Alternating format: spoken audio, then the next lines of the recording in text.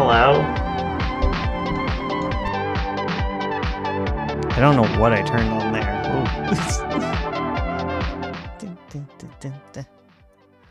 I can't see chat. I don't care about you guys. JK, I care about you guys. Hi, hello. Hello, hi. Oh my god.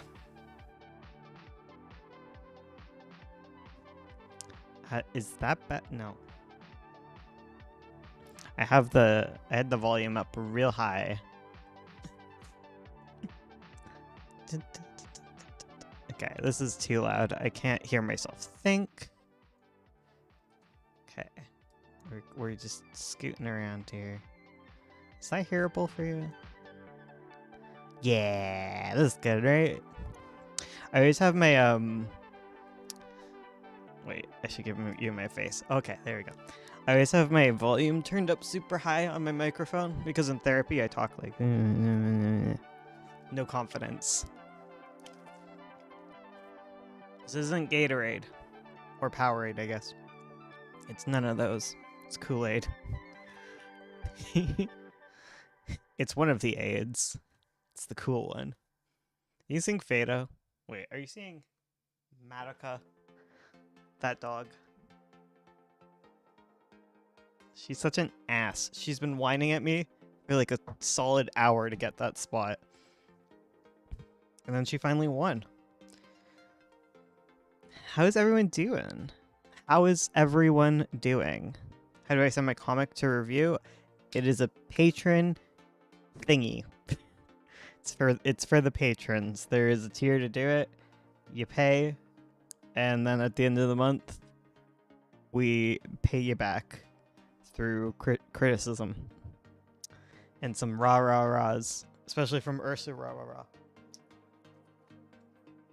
I'm the mean one. But not because I'm mean, okay? Just because I focus on the negative. I'm the pessimist.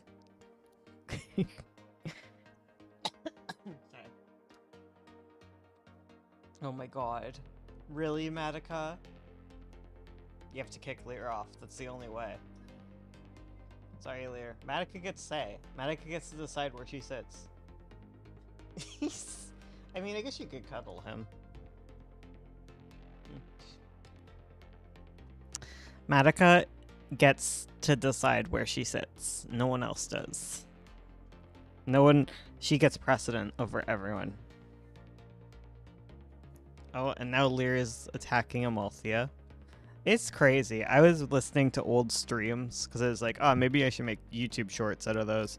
And every single stream since the beginning of time has just been us at the beginning wrangling these monsters. Because as soon as you sit down to stream, they're like, whoa, what's happening? Holy hell. Holy heck. What is happening? Wish I could become a patron, but I can't. Yeah, life sucks, doesn't it?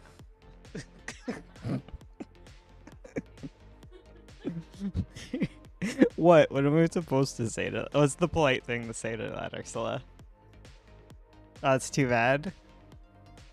I would love to have you as a patron. Am I being polite now?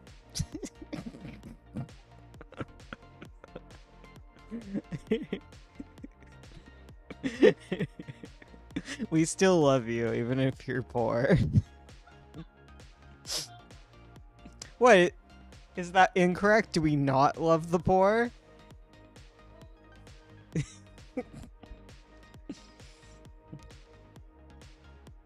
Here.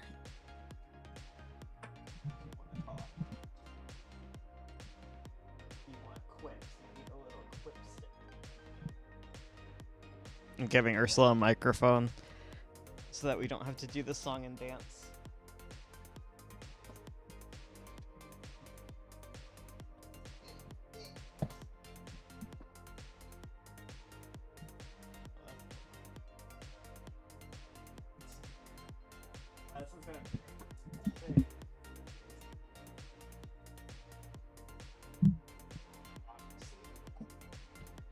Oh wait, you probably need your... What's happening? Madoka's protecting Amalthea. Okay, good. That's sweet. I should get back to working on my comic, thinking about stuff, trying to work on some low pressure ones. Do whatever makes you feel good, man. Life too short. Yeah. Are folks able to hear me now? What? Are folks able to hear me No, now? there's no sound coming out of you. Oh. Don't know why. I think, have you turned the dial? No, the dial is all the way up. Oh, okay. Then something about that. I think you plugged it in wrong. Just re-plug it in. I was having the same trouble with it a while back. What? Nope.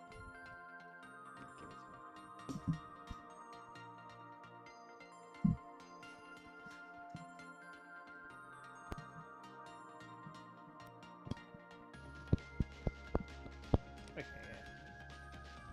What? Hi. try now. There we go. Can you hear me? There, like now when we- it's now like we get some every- Ursula. Every Zoom meeting ever. Can you hear me? I forgot that you need Ursula at max volume. I'm sorry. I'm a soft-spoken little Gremlin? correct. You can hear now. Hell yeah, we got Ursula on the line. It's me. Hello. Okay, why are you calling in? I have concerns. Pronouns. Oh, she, her. Okay. Your children are. I don't want to talk about my children right now. I'm at work. Well, I mean, they're just making a mess of the house right now. They're chasing each other. Okay, One of them is stop trying to. doxing my children. One is trying to undo a light bulb right now. I don't think chat can see her, but Malthy is like climbing up the wall. Or white cat. No, chat definitely cannot see her trying to do that. No. It's been a really long time since I watched your live stream. I don't know why I ever stopped receiving notifications. It's because we never live stream anymore. Yeah. It wasn't you, it was us. I've been thinking about failures. doing secret midnight streams when Ursula's asleep. Do you do cursed stuff during them? Yes. Like summon Oh my god, demons? okay, stop going from yelling to whispering. Okay, Sorry. pick a volume. No. Stick at I it. don't know how I thought I was doing the same volume. Are you hearing him? Lear, come here. Close to the microphone. Lear has been continually put to the bonk cage. Okay, sorry. It is now 1 o'clock. It is officially it is officially time for me to critique the patrons. We were delayed today because I slept in, but it worked out because Izzy wasn't going to be here anyways. So I have an idle game, so I can click buttons and focus, but not click into the microphone with my little clickersons. It is time. It is the time of awakening. Okay. It is time. AZ asked if he could go later. Cause he's Yeah, he doing said a thing. he literally said that. Oh, sorry. He said that. Wait, Okay. let me look at critique. Did he say it again? Did he? No, he said I'm gonna be home not at he's 12. there. I'm sorry. I'll be here at 12:30. Don't make Can fun we of go me. last? I'm But then the illiterate. stream got moved, so AZ is here. Yeah, they were running late, and I was running later. So Someone's I was outlated you. literally talking to you about how it worked out, and you I freaking wasn't you just don't listen to me. Nope. It's like when we're reading the Silmarillion. And I'm like, who the heck are the Talari? I don't know. I've explained to you who the Talari are repeatedly, okay? They're the sea elves. I know it gets complicated from there, but we are trying our best. They're splish splashing. They're splish splashing. Some of them went, some of them didn't. That's where it gets confusing. But it's the ones that go with, what is it, Elway the Forsaken and the Forsaken people? Well, I Yep. guess they didn't go with Elway. Elway was in the woods staring at a cute girl They for a were good century or so. Holding hands. They were staring at each That's other, what I holding wanna do. hands. They didn't talk. Eventually they did. And then he saw all his elf friends and was like, hey, I'm cool. And we were all cool. The end. Oh no, the stream just dropped. No. Stream, come Whoa. back. Stream? You Hello? okay? Stream just dipped. No. Stop it. I haven't seen that in a while. It's because we don't stream. In Ursula's defense, Silmarillion is the Silmarillion. It's dense. We're making it through. I'm learning how to pronounce all the names. Alway, Ulway. Hell yeah. Ulmo. Ulmo. Ulmo. Yeah, I don't know how to read in the best of times. Little dip. Okay. Is the stream back? Can you hear me? Are the KBSs back with us? Yes? No? Maybe so? Maybe? Yes. Yes, we're back? Okay. Now I will actually start. Okay. Can you turn off my mic? No. Put it Because away. maybe you'll want to say little cute things. Okay, fair. You can hear? Ayy. Okay. Getting my disgusting noises out now.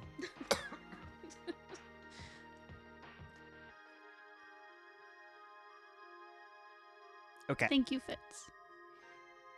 Ursula can contribute. Exactly. And sometimes I yell at you in the middle of it, so it all works out. Okay. So, the year is 2023. And I am beginning to talk about AZ's story. Hearken. That's the word, right? That's our new word because we're reading the Silmarillion. Yes. Hearken, my children. For I will tell you words. Okay.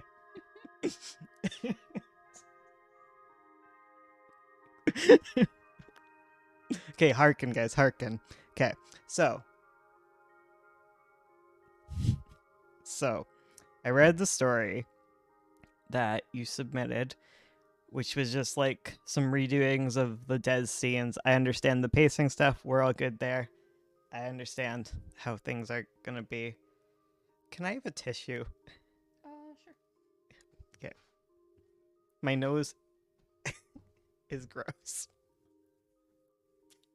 And this is gonna stall things.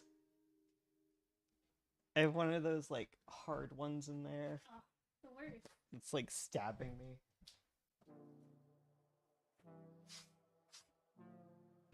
Hi, folks. Bones is a nasty boy today. No, but I'm not. So don't hearken to him blowing his nose. Okay? No hearkening. You can't say don't. That's not a word. Don't doesn't exist at that point. Do not. Hearken not. Hearken not. Okay. Yeah, you don't do and don't. There's You- no you- do's? Yeah, you always have to phrase it a different way. I Okay. think That's the Okay, English hearkening ceased. Thank you. stuff.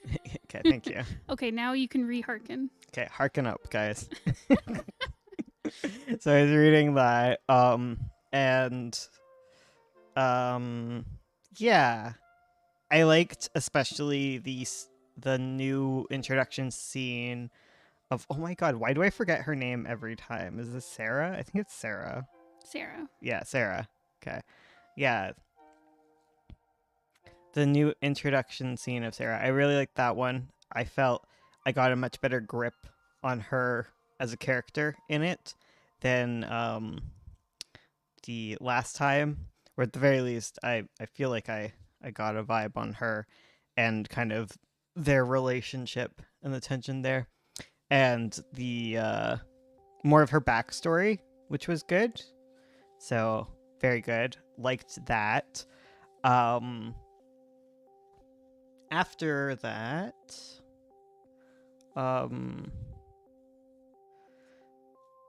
yeah, trying to revamp and improve her character around this time. Yeah, I can see there's a lot going on there. A lot of like the pieces are better set together. I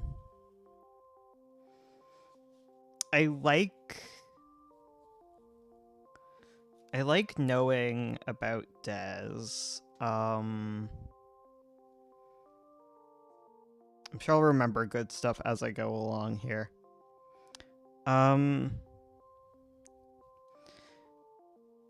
For Des, I think after the first scene that you wrote, like I got more into his character as someone who's he's I guess the vibe you were asking, like his vibe and like what I know about him from this draft is that he is old money boy who is kind of a screw up. And I get that vibe from him. And I'm not sure what to think about some of the introduction. I like the very first thing that he's introduced as about needing money Like, I think that's solid. But my question, I guess, it's not. I wasn't entirely sure about like about the introduction, in that like I don't quite get the impetus for him to not want to go to the bars and stuff. 'Cause like I do like that after he like he does end up going regardless, but I just wondered at the beginning, like that was my main thought of like, why is he going back on his ways, like thinking about it, like what is prompting that? Because I just wasn't sure if that's like introduction to his character, like is he already in change as a character or not, I guess. And like I just kind of, my other question is like, if his thing is about like needing money, what is his plan exactly? Because he doesn't want to go back to Gunther and he doesn't want to be on the ship, but I guess like that's kind of his thing. Yeah, I want to show that he's trying to make a new leaf, and that includes not getting drunk all the time. But I also want to show that he's still weak-willed. Yeah, like I kind of got that vibe, like especially once we get into the second scene. I'm just kind of like he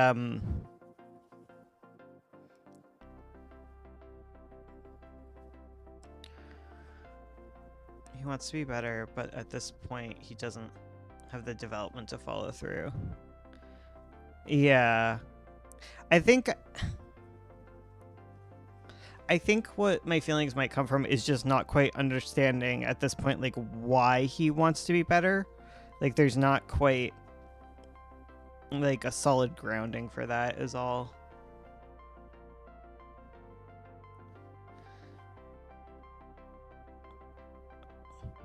Because I know there is in the grander story. I'm just thinking about it as like someone just like starting.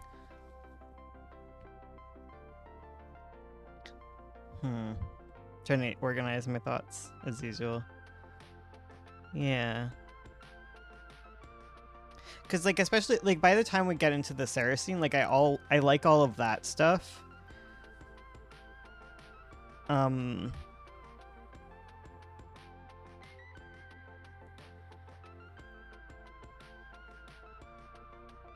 thinking about how to include that. Yeah.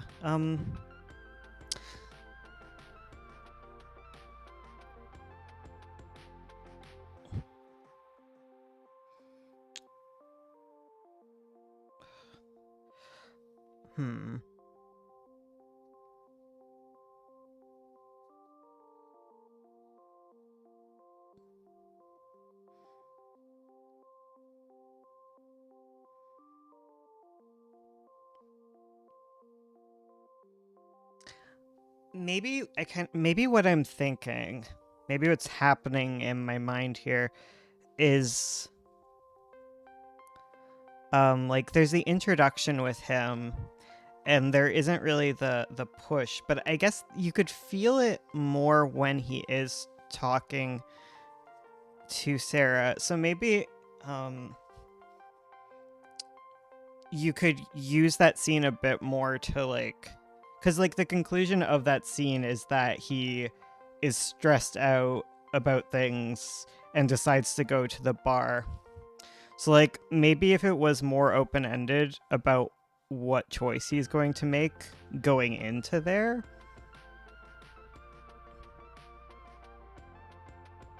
I was more satisfied with the Sarah scene than that intro scene. Yeah, like I think the intro scene is good though, right? Like I think it's good. I just don't think it might be the place to be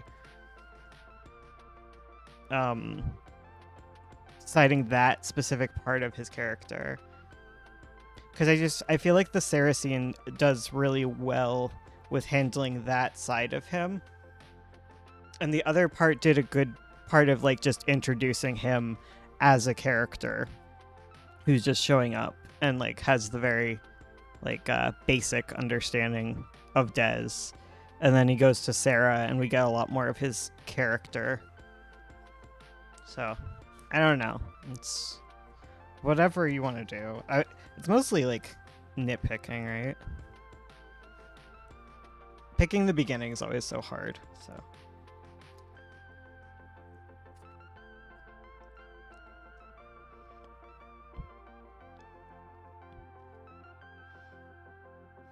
but as a whole, like, I like all of what you got going on.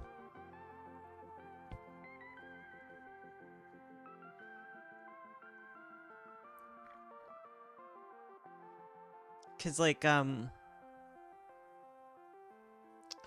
know there was like I'll rework something with the first scene. I feel like something was missing.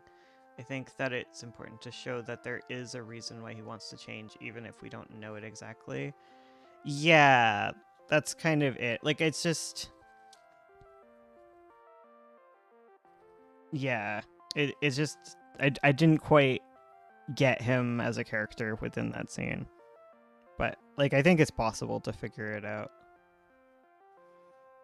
And get more of the vibe going on there. Writing's tough. You do a good job, though. Is there more questions that I have to answer on these fronts? Because that was like my main thought, like going through it was just like, why? What are the stakes here? But I don't need like the exact like I don't need every detail, you know? Maybe showing the consequences of his old life he's having to deal with now. Doing home to himself. He's making others miserable. Like, that's kind of it. Like, I think that's kind of what's missing at the very beginning for it to be like, okay, I'm going to change. I'm not going to the bar this time, when we haven't even seen why he would be doing that.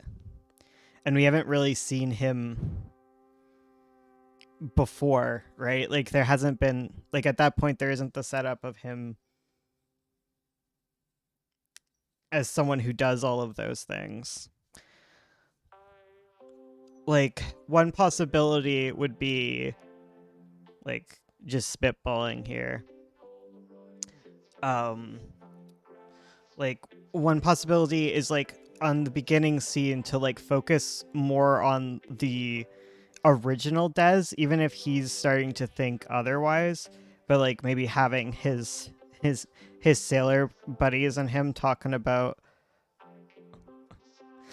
all the trouble they're gonna get up to, and then he's like, okay, yeah, I just need to go talk to, go leave, do the business like he said he was, and then he has to think about it a bit more. He's confronted with those things. Because I think that's probably part of it too, is it just feels odd for him to be thinking about the consequences while he's hanging out with his buddies, when he seems like the person who's like, if he's having a good time, he's not thinking about that. But as soon as a bad time happens, he's like, oh crap, I really need to change everything. And then he messes up again. The sailor buddy's talking about how he used to be. Yeah. I feel like he's, yeah.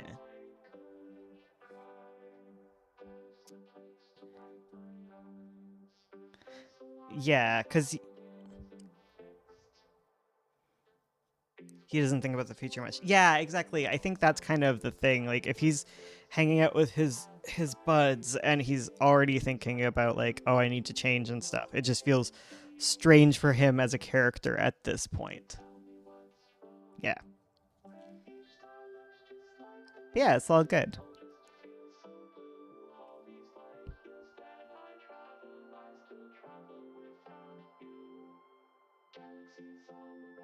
Sorry, I'm having a staring contest with Madoka right now. I just look over and she's staring at me. She's honking quietly. Yeah, I know. She's always honking quietly or loudly. Doing some amount of honk. Thanks, Bones. No problemo. Okay, on to Nat. Do I open the thingy? If I click on critique, does that work? Whoa. Yep. All set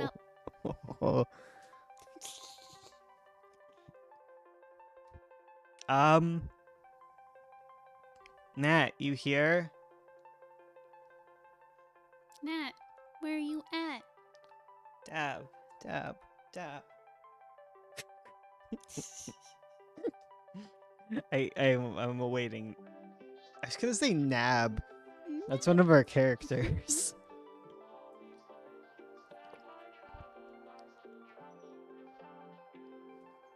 I did read. I read all the things. Pachoo. I'll just say my bit, and then Ursula can refer back to me if Nat doesn't show up in time to, you know, you can be like, okay, Nat's not here, but I'll go back to Nat. I don't know. I don't know. Okay. My opinions. Like, as an overall thing, like, I like it. I like the consequences of the battle. I like that, this whole thing happened here. Because, like, overall, I think it makes sense, all of the building and such. And I'm excited to see what happens next. I think kind of what happened as a whole for this, and I think it's probably better for like Ursula to talk about it. But I found this chapter difficult to read, like as far as what's happening in the battle, and I don't know why that is, but I had trouble following what was going on. Yeah. That was my main issue. I don't know if Ursula will end up agreeing with me here, but I just found it difficult to understand what was happening, and I don't know why. But I do like all the things it's setting up, like that I can pick up. And I'm very excited to see those two fight. This one. Is it that one or is it this one? I can't see them. This one. Yeah. I want to see that one fight with this one. I think that'll be cool. And I did like the opening with this little thing going on here. With the bird. Heckin' bird. What a jerk. Me and my friends, we hate that bird. So I pick it up and throw it. But it's a bird, it would fly. So I guess you pick it down and throw it down. You step on it. That's what I wanted. A step on the bird. Okay, I'm done. That's all my opinions. Step on the bird. I'm a bit confused about stuff. I like the overall plotting. Ursula is better than me at explaining what's happening there, because I don't know what exactly is happening to make my brain go, what? Ursula, maybe you'll know. I know all. I'm just like confused. I don't know. I was just confused reading it. The battle. Maybe I'm just dumb. It could also be that. Ursula, tell them to. Hi. Hi, I'll tell you what for. You might have to switch the volumes. Probably.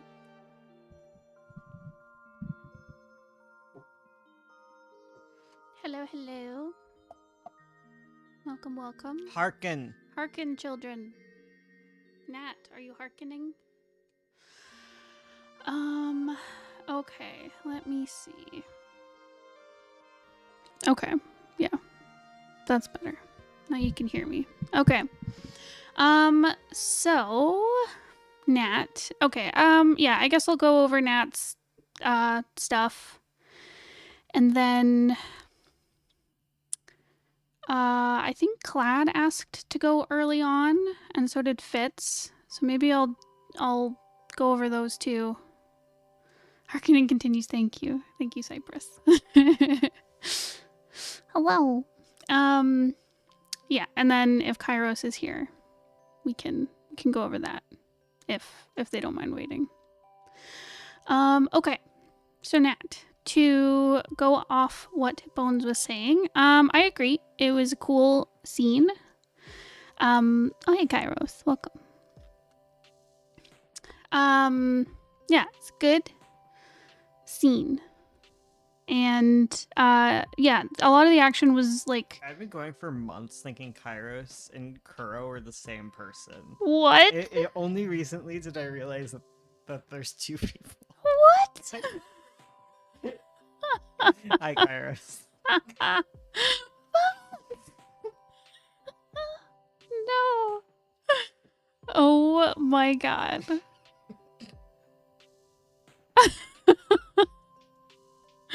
Heck dang. Okay. Anyways. You think it's just characters I don't remember? It's literally other people. Okay. Nat. Okay. Hello. Matika's outside. So she'll probably need it in a bit. Right. So the scene is cool. I think there's a good pace to the scene visually. Like there's a really good sense of like rising tension through the scene, especially when it comes to like the opponent like cutting down the tree as she's like trying to get her magic to work. We're the opposite of Charlie and June. True. I know. I realized that, Pigment. I was like, I said Cypress, and I was like, wait, I think that's Pigment.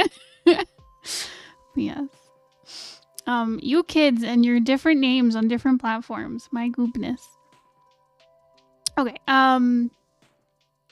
Right. So yeah, very good. Like rising tension, very good pacing.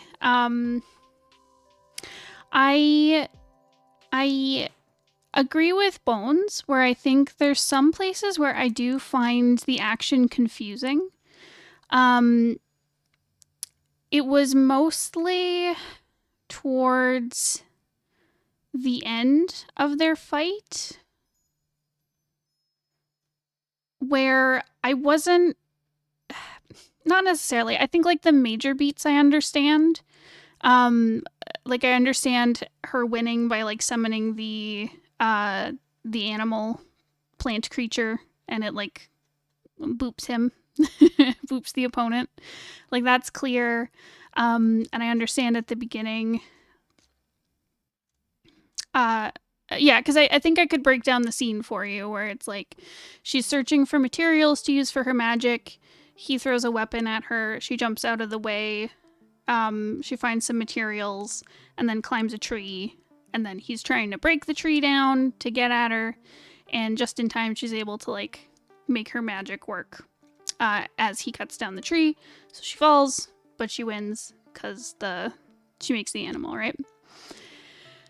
So I think that all makes sense. But I find there's like little connective bits that aren't quite there.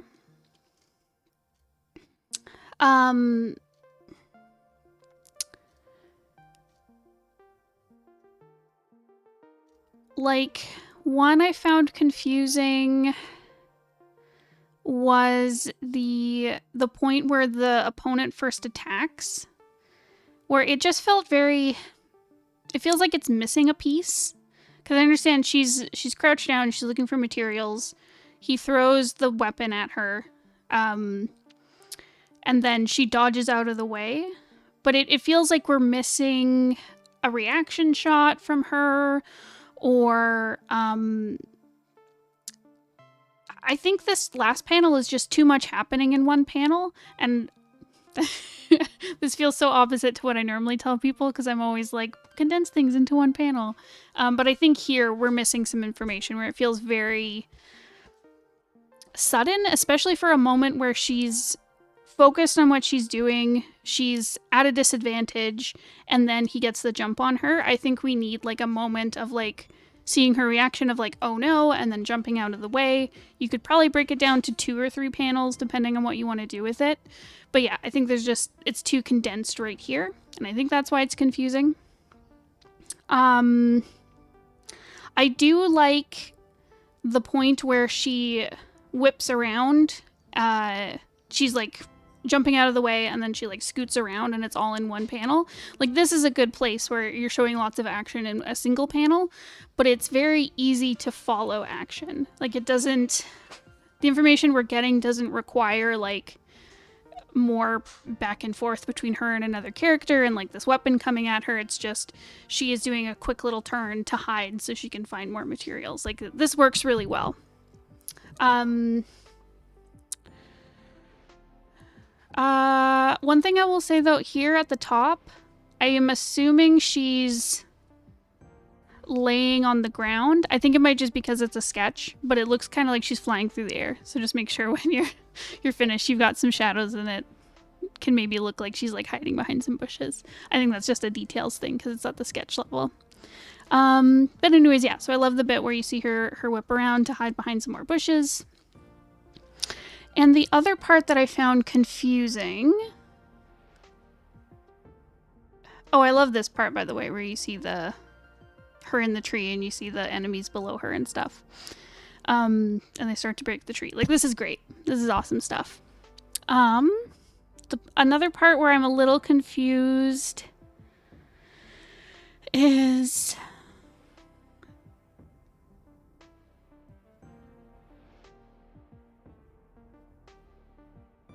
these last couple pages here where because I understand she's made this hand that comes up and grabs him and it plucks a piece off of him, and she's using her magic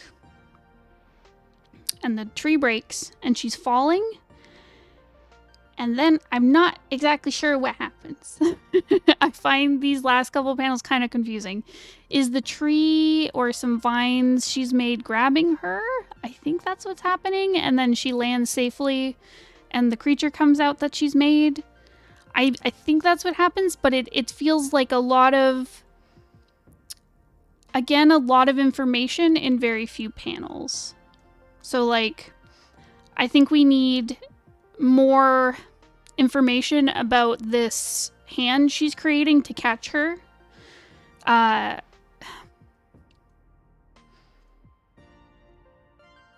Like in the same way where we have this, it's very clear to see this like hand she creates behind the opponent and then makes it walk up to him. Like we see her making like the fist gesture.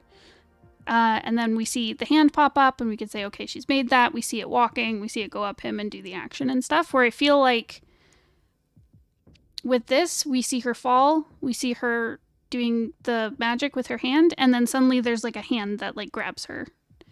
Like there's some missing informational tissue. Oh, hi,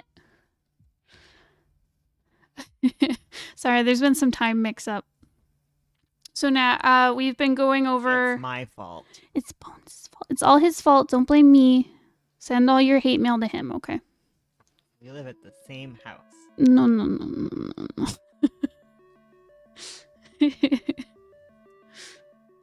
She's my wife. It's true. Unfortunately. Mm-hmm. For her. For her.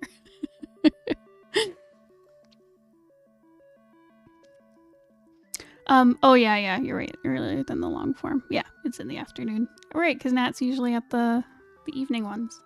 Yeah, Nat, so we've been going over yours, so if you want to backtrack on the stream, Bones did his writing review, and I'm doing your art review.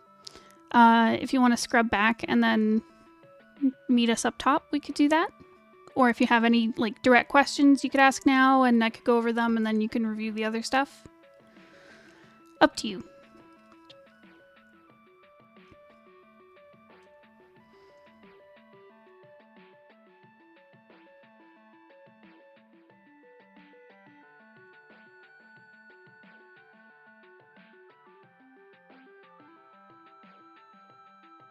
I'm just vibing. It's good to vibe. It's okay, you can finish the review and move on to the others. Okay, awesome. Well, let me know if you have questions. I can answer them on Discord or on here, whatever is best for you. Okay, right. So what I was saying, I think, yeah, overall, the action is pretty clear. There's a couple sections that need to be expanded. We'll do, okay. Then I'll go back. I don't want to delay. Aw, you're sweet, Nat. I appreciate it. Okay. I know the creatures in Herbomachia are so cute. But yeah, there's a few places where I think things need to be expanded, but overall, I think things are fairly clear. Are the bubbles space holders? Yes. Yes, because Nat usually gives us a script, like a written script as well. So yeah, so it tells us where to look, yeah. Because for the separate script and then the pages, yeah. Another little thing, I'd love for this panel of Alia like being triumphant with the other guy's weapon. I'd love this to be like larger because currently it's about half the page, maybe a little under half, like maybe 40% of the page, and it's such a cool shot. I love how it's like we're looking up at her from below. It's very powerful. I'd love it to have more space to breathe. Because I like the buildup of her like getting up, wobbling, you know, hard battle one, and then going over and taking his scepter. But I think this just needs more room. Whether that's like on a separate page or these are smaller, I don't know. But yeah. And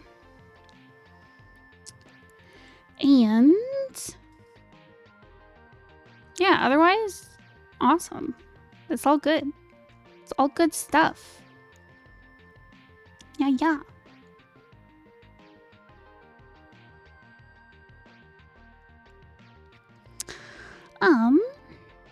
Awesome. So yeah.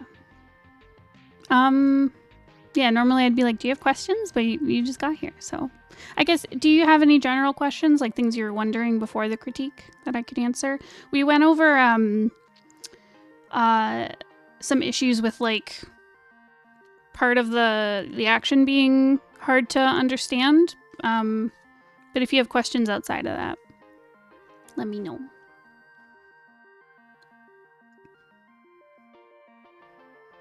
Because yeah, I think that was your big question, was like if the action was readable.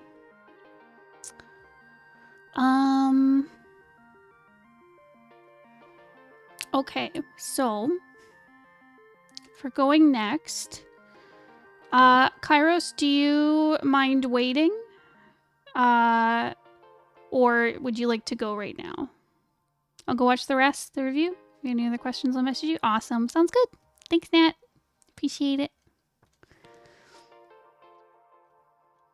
I agree. It's also nice. Everyone has such good art.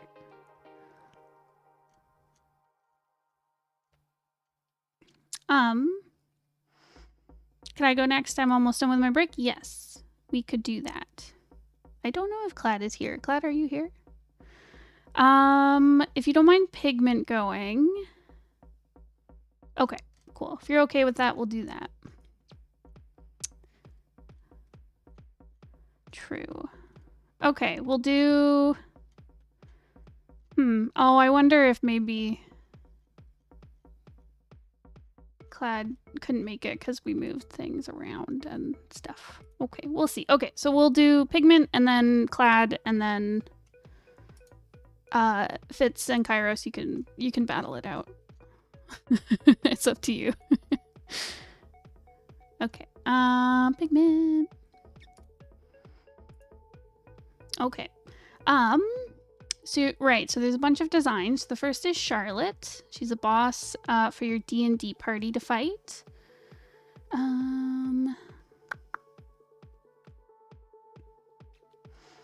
For all characters, general critique, but with Kawana and Charlotte, I'd appreciate if you could tell me what the vibes are. Okay, I'll give Charlotte a vibes review. You're okay going last? Aw, thanks, Kairos. Appreciate it. Might be best for Kladd to wait for Kladd. True. Okay. Okay, we'll see. Kladd, if you're here, give us a wave. Okay, anyways, Charlotte vibes. So I'm definitely getting like villain vibes. She looks. Okay, so what I'm getting is like she is like a puppeteer, and she's villainous. I'm getting kind of like dark gothic kind of vibes. I'm just assuming because it's a moth character, there's some kind of like death symbolism going on. It's pronounced Ka-Ona. Okay, thank you.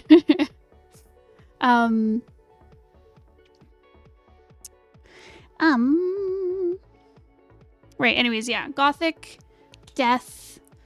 There's some performance vibes. Obviously, there's some like inferences blatant to puppeteering. So she feels like she's manipulative. Maybe there's some like performance stuff involved, like a circus or a stage. I'm getting like, yeah, just like goth lady vibes. I think she has a bit of like a childish vibe to her, and I think that comes from like the clothing she's wearing. Feels like little Victorian girl kind of vibe. Yeah, so that's what I'm getting. She has links to the character who's basically the Grim Reaper, so that checks out. I can see that. I think I'm getting it. Okay, so those are the vibes. Like a little haunted doll. I totally get that vibe. I feel that. Okay, so general critique. I love the colors going on. There's a very good like mesh to the colors. They're very cohesive. Like I love this kind of like antique-y, kind of like desaturated vibe to it all. Because there's little touches of like cream and yellow in the skin and on the wings. And then the kind of like purpley, not maroon, it's more like a plummy color to the dress. And it meshes well with like the would you call it like a gray or it's kind of bluish gray to the wings.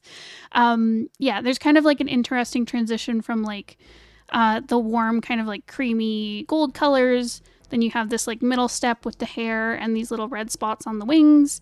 And then you have this like purple color for the dress. And then the final stage in the gradient is like this really cold kind of gray color.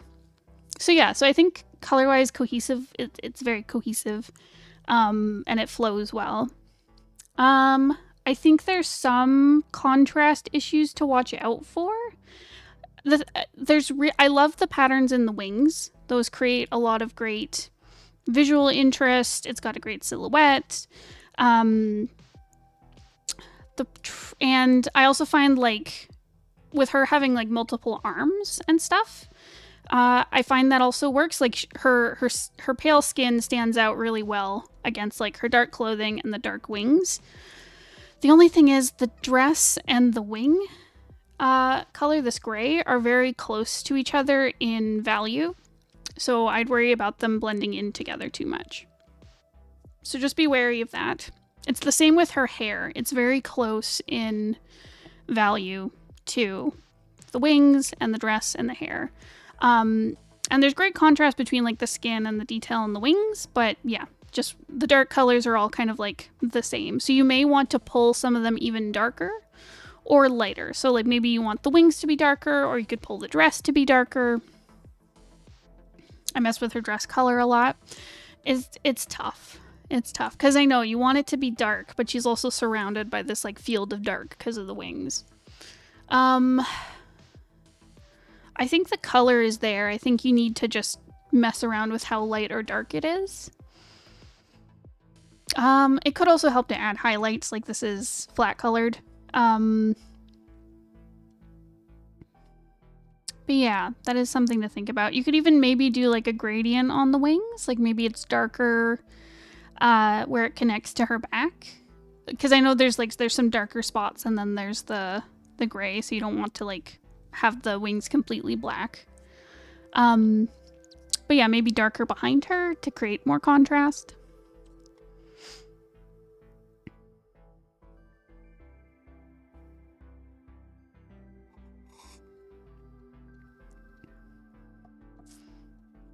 Shape-wise, I really like all the X's that are going on, because you've got like the marionette cross, you've got like the cross on her stockings, you've got the like lacing on her dress. The X, the wings have a natural X. Yeah, so shape-wise, this is great. I think the only issue is that contrast. Yeah. Another thing that could help is maybe bringing in some of like the same detailing on the wing into the dress. So like some of these like lacy pieces could have lighter, I don't know, either ribbons or the lace itself is lighter. That could also help kind of create some differentiation. Yeah, it's up to you.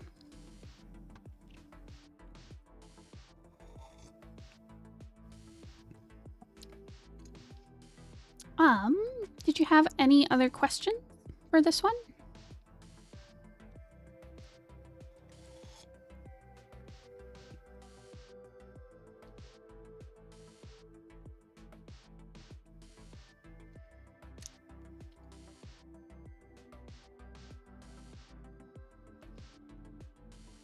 All good? Okay.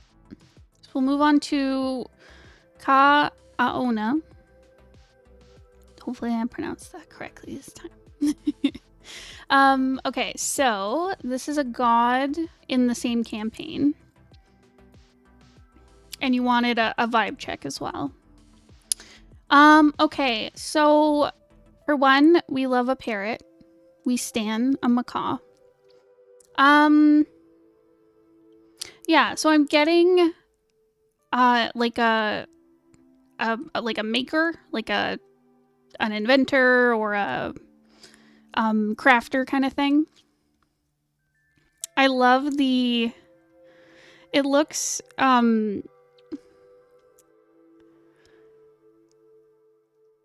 love the use of this like apron over top, because this dress feels a lot, or the shirt feels kind of like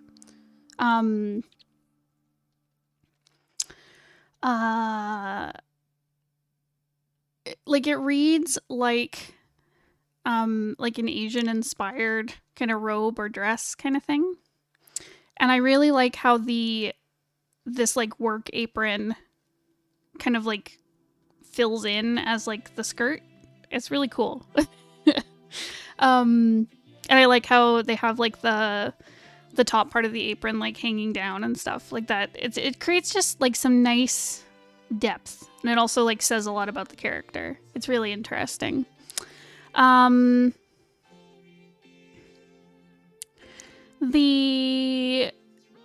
some kind of like steampunk vibes, because there's like this mechanical arm. You've got this like giant hammer that has like flames coming out the back. These feel very like, I mean, I guess in the more like medieval times they had tools like this. But yeah, it gives very steampunk vibes.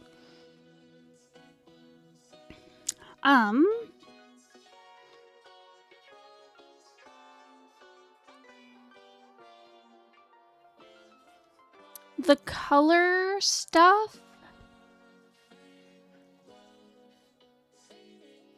She's mechanically an artificer, so she makes a lot of stuff. Okay. I definitely get that vibe. Personality-wise, she seems just, like, nice. I don't know. She's got, like, good vibes. She feels very welcoming. Like, she's a tough lady, but she's very welcoming. That's the vibe I get.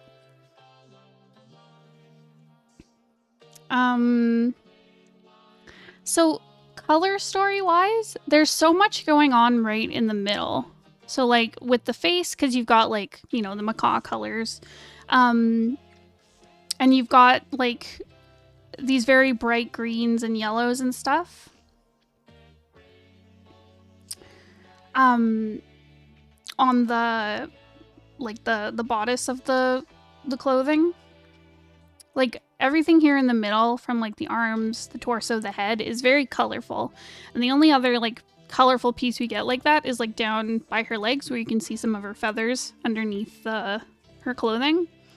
And these colors work really well together. Like, I love the play between, like, the blues and the greens and yellows and oranges and stuff. Like, it's very balanced. And then I find elsewhere, because of this apron, which I do love, it becomes very brown. So same with, like, the hammer and the apron and the feet. They're all very brown and subdued. And I know it's hard. I'm trying to think of ways to bring more color in.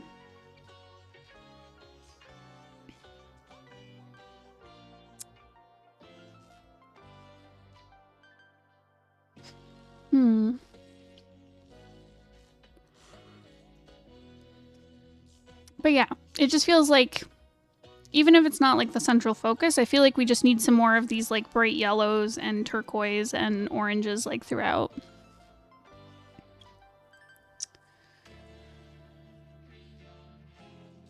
Her talons could be painted or have a gradient. That'd be cute. Yeah, definitely. If, like, stuff on her feet has some color brought in, that could be interesting.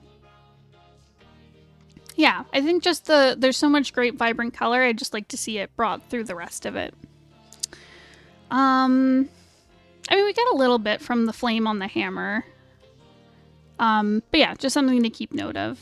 Like, maybe even bringing in, like, some, like, a wrap on the hammer handle, like a grip or something. It could be, like, ribbon or cloth or, I don't know, whatever you'd need.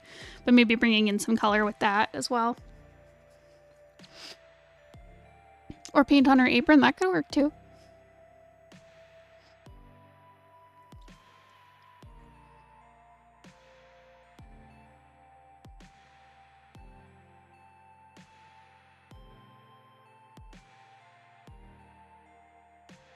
Yeah, something like that, just to bring that color through.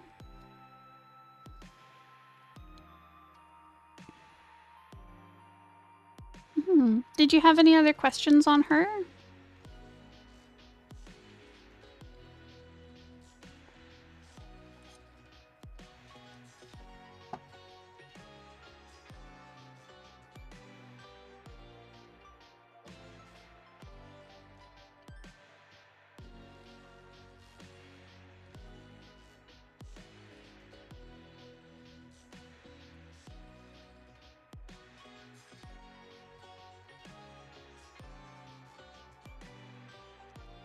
I don't really draw fire that often. Do you think it looks okay? Yeah, definitely. Yeah, I like how you have it really bright towards, like, the center of the flame where it's hottest, and then it kind of fades out. You've got a lot of good movement going on without it getting too detailed. The only thing so I think you've got, like, the effect down, and I think you've got, like, the coloring technique down. The only thing is, like, when you're using it in an atmosphere, like, you'll probably want to have it, like, affecting the character and, like, the weapon itself, like, seeing more kind of reflection and bouncing light and stuff. But I think effect wise, like, you've got it.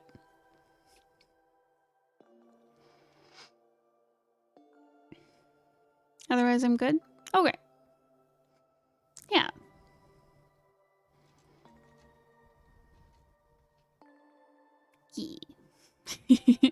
Okay, so we can do the last one. So this is a redraw of a character you've shown before called Amanita. Okay, so this is the old one, the old design, and this is the new one. Okay.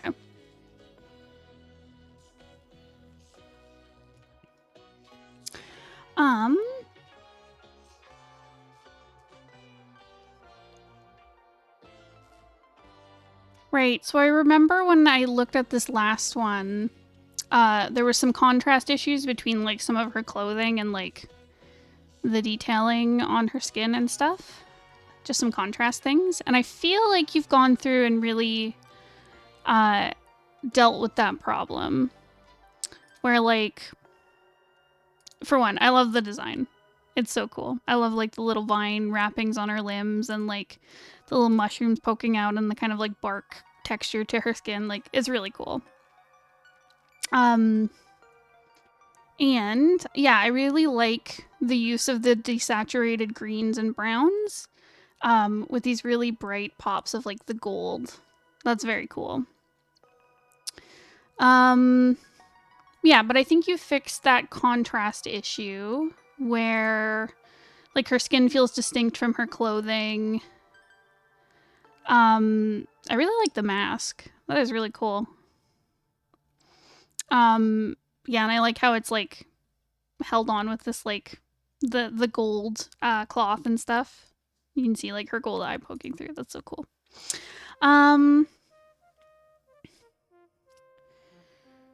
But yeah, but there's more distinction between the different pieces of clothing and her. I think there's still a little bit of a contrast issue. I really wanted to fix the values. I think you're, like, almost there. The only thing I would say is that this green could be lightened a little bit, the green on the cloth.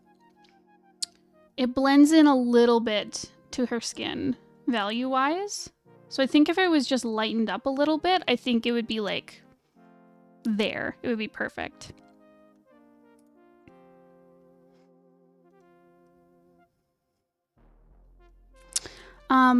But yeah, but I like how the bow she has matches, like, her mask.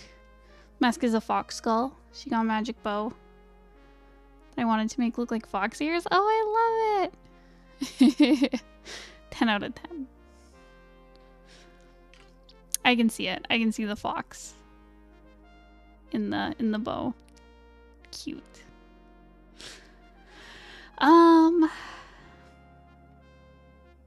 Yeah, I agree. The light brown on the clothing could be, like, lightened up a little bit as well. But yeah, it's so cool. I love how, like, organic everything feels. Everything is so, like, natural and, like, yeah, good forest vibes.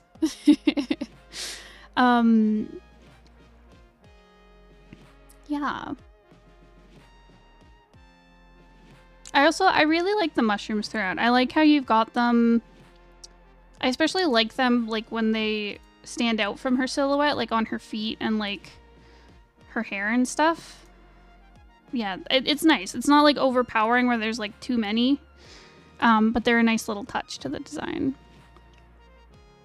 To make it even lighter, yes. Just a touch. But yeah, because then I think you'll have, like, a really strong contrast between, like, the dark brown on her skin, and then the clothing can be more of a mid-tone, and then these gold pieces can be, like, the highlight, the light part. Yeah, and I think that'll do you good. Yeah, I love her little shoes. They're so good. A 10 out of 10. Did you have any other questions for this one, Pigment? Hi, Bones. Oh, okay. Oh, okay. I was falling into the couch. Oh, no. I'm good. Awesome. Oh, hi, Miku.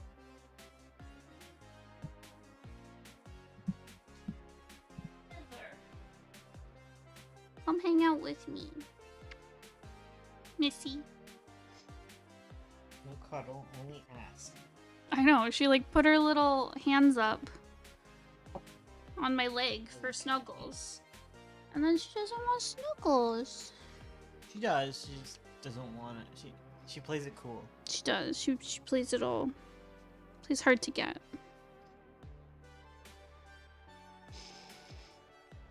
Can I go next? It'd be so bad if you cuddled. I'd hate if I always cuddled. Oh, don't touch me, I don't want. Kladd, if you are here, I will go over your illustration. If not, I can go to Fitz. Mwah. Mwah.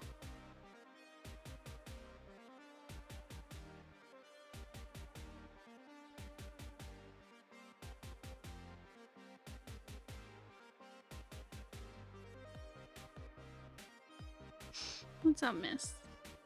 Where you going?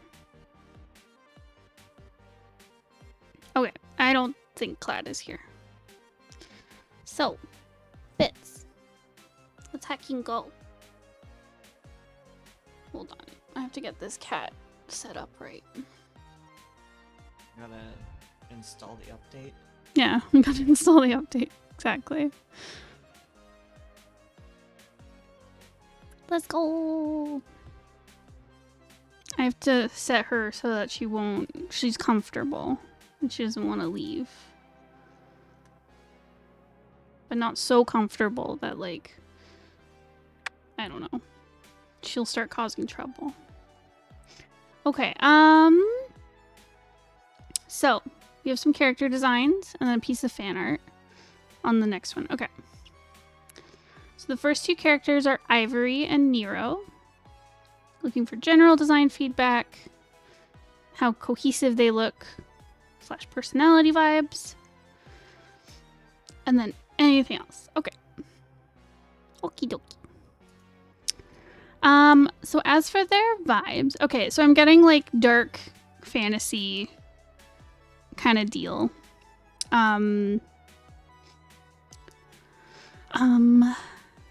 I love the fluff on Ivory.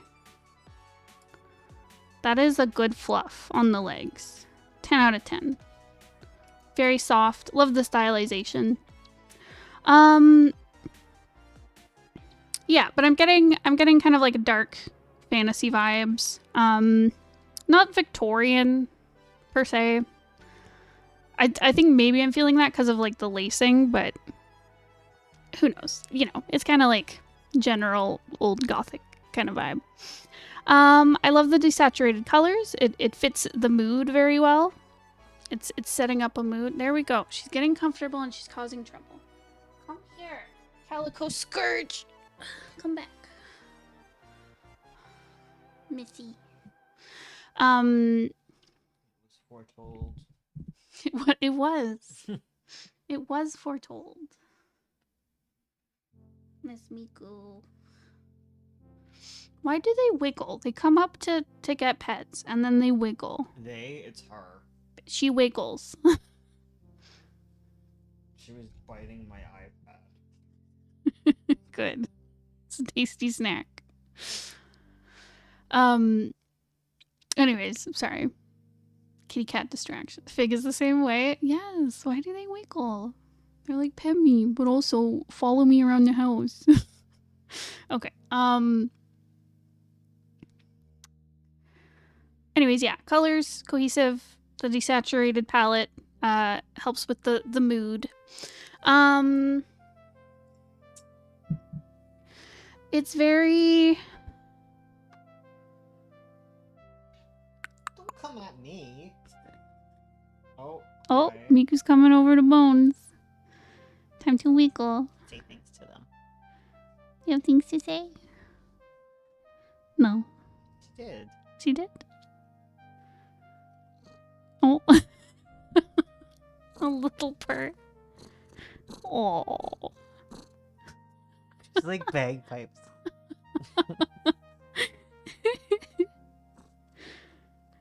Ma'am. You hearing that? Yeah. Oh. What? What's wrong? What? You want a snuggle? A wind instrument. You don't like me? You came over here. You know what I'm like. It's true. Do not go to him unless you want to be manhandled. Say something to them. Oh, so cute. See, if there was a podcast that was just Miku going, "Meh," I would listen. Okay. Okay. Vibes. Vibes for the characters. So for Ivory, I'm getting, what am I getting? I'm getting that, like, there's like an archetype. There's like an RPG archetype for Ivory that I can't think of right now.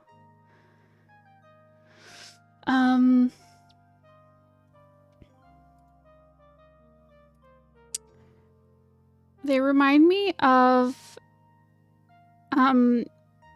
what's her face from Bravely Default? Anya's?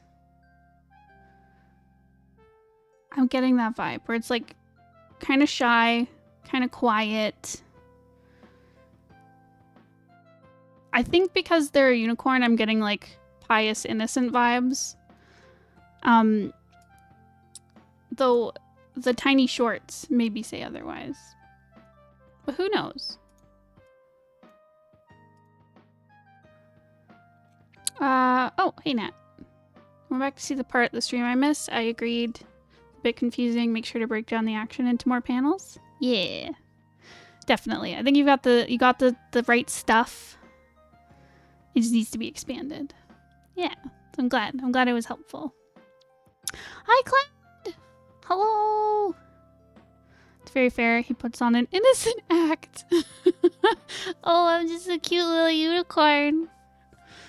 Don't mind me. If you hold her head, her whole body stays in place. Oh, Miku.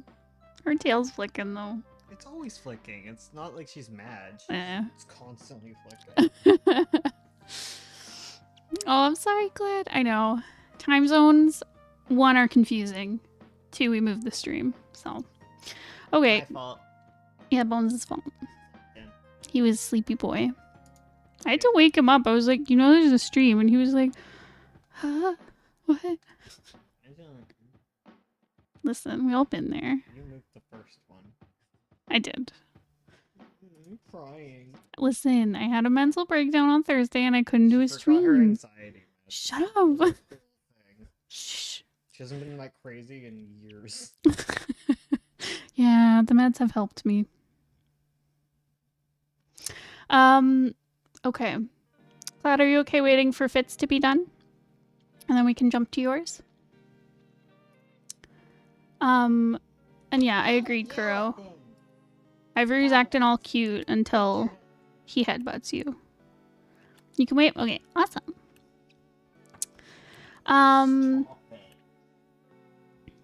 And then for Nero, I'm getting like little troublemaker vibes. He like thinks he's all cool and mischievous, and he's got like a little kind of voice. It's Miku. Yeah, he's Miku. Yeah. Maybe. Yeah, like that. Yeah, because me. Miku, you gotta say it into the mic. Say it with your chest. Don't. No, let go of the microphone.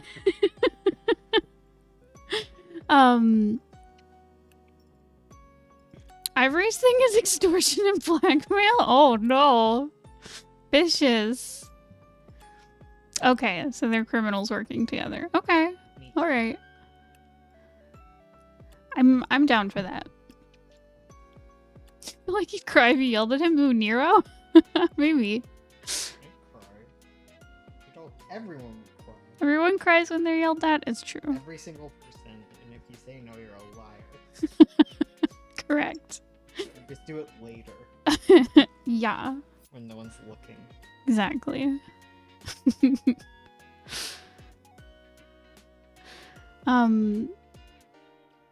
Anyways, yeah, so those are the vibes. He's a bull in a China I can't read. He's a bull in a China shop. Guess he's sort of undead and can't die. No regard for his own safety. Oopsie. Been there. Oops.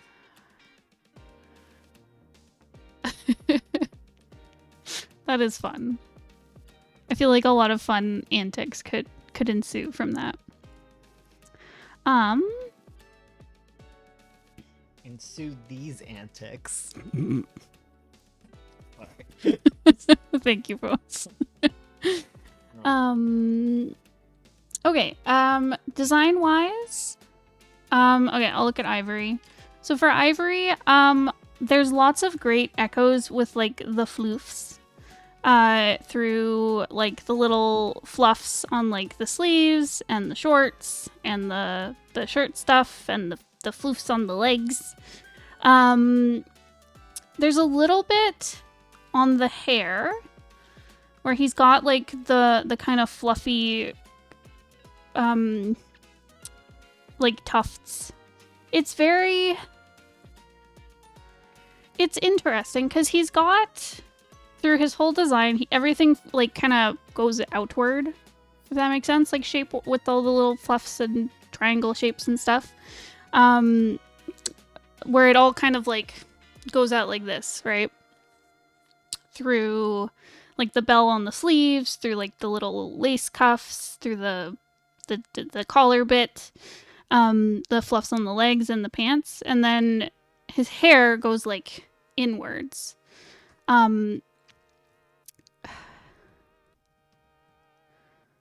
I think the silhouette works. I was considering maybe adding some goat type ears. Oh my god, that would be so cute. Listen. Okay. Oh my god, Nero's pointy ears. Oh my god. Okay, I love him. That could work. Because I think, like, the silhouette on the hair is, like, almost there. I think, yeah, it just needs some of that little, like, poof, fluffy poof stuff that's going on elsewhere. So the ears might help get that vibe.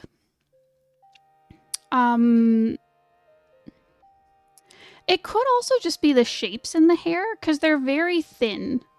And they're a lot more, like, spiky, if that makes sense. So maybe even just taking the shapes and, like, adding a bit of, like, roundness to them. Like, instead of making them kind of long and tapered, making them, like, a little bit thicker, like, with these fluffs, if that makes sense. Yeah, I think that's just what's missing for me. There's good contrast throughout. I like the, there's a good balance with all these, like, light pieces, like with the hair, the light shirt, the fluff, the fluffy legs. And then he's got very, like, dark skin.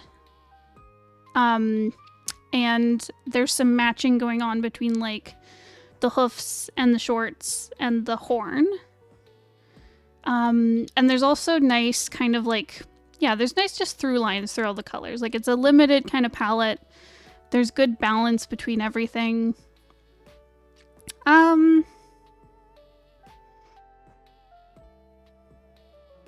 think the shorts need, like, a little bit of contrast to them. I think they feel extra dark because they're surrounded by, like, the gray from, like, the corset piece. And they're, like, framed. His midriff is framed on both sides with, like, the white shirt and then the fluffy legs, which makes the middle seem very dark, which I think works. But yeah, I just feel like the pants are kind of blending in with his skin color a little bit. But I don't want to cut it with, like, using white. I hope that makes sense. I think adding white trim to the bottom of the shorts? Oh, possibly. Maybe if you kept it subtle, like with the lacing. Because I like how you've got this, like, big chunk of white. You've got the dark colors, and then another big chunk of white. And I wouldn't want it to have, like, a band of white in the middle or something. But if you kept it subtle, like, yeah, maybe having, like, a trim on the lace, for example. That could help. Or even a little bit of stitching on the sides or something, I don't know. Yeah, something like that. Yeah, keep it subtle, like the lacing or how these, like, the little bands on the shirt. Like that kind of level of subtlety. Yeah. Love the hoofs. I can't get over the fluffy legs. Those are so freaking cute. Okay. And then for Nero, I love this little through line up top where he's got like the black hair with the little white streaks in it, and then the same through like his cloak where it's all dark, and then you've got these little white like streaks going through. And you get the same vibe from the stitching on the cloak. And I like how the stitching is subtle. It's not like everywhere, but you have little pieces where there's like big rips and you got some stitching. And then same on the shoulder. It's like nice and subtle, but it really echoes through really well up top. I'd say looking at him from like the waist up is like super cohesive. I love the little like rips in the ears. I love the stitching because he's like this undead guy, right? I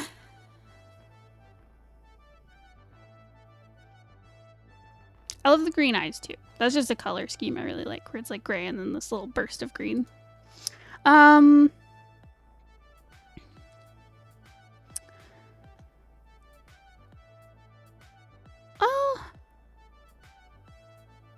okay. I was gonna say like I find there's not enough of that like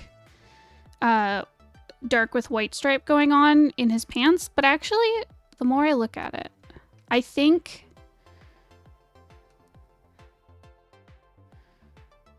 it's like almost there, because I do find that like, so with his cloak you've got this big patch of dark and then you've got this like white streak going through it, which is his legs, right? I think what's throwing off the balance of that, because I think you can keep that and still have the same vibe as like the torso. I think his pants are too big, because he's got these very like wide pant legs, right? I think if you went skinny with it, like a tight fit, I think that would kind of follow the vibe of like the trim on the cloak, the streaks in his hair kind of thing. Yeah. The alternative is if you want to keep this silhouette, because I kind of see how it matches like with the cloak and stuff, right? Possibly bringing in some dark stripes through it could work. Just to break up this big swath of white. I was worried about too much tight-fitting clothing. It's hard. I understand. I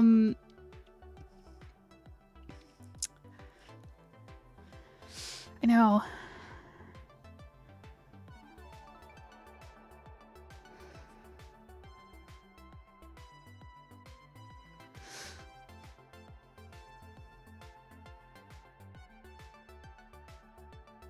If you wanted to keep the pants loose too, you could also do something like tucking them into the boot. So you can have like a kind of to the calf boot and then have them kind of like be tucked in or rolled up around or something.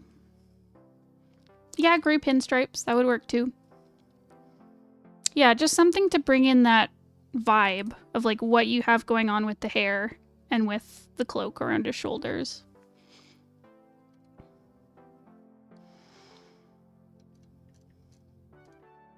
Oh, I also wanted to mention your inking is looking really good. I don't know if you've done anything new or if it's just from like practice and stuff, but there's lots of good like use of line weight going on. It's nice. There's lots of like little subtle details in the face. I noticed especially on his hair. I think the white stripes kind of help highlight it. But yeah, you got nice subtle lines on the face, like around the nose. It's looking good. I made my brush thinner than usual. Nice. That was always advice I got for like having really neat line art, is to make like the brush thinner.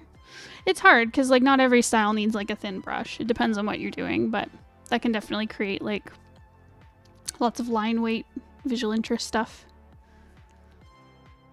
Nice. I like it. Did you have any other questions about these two?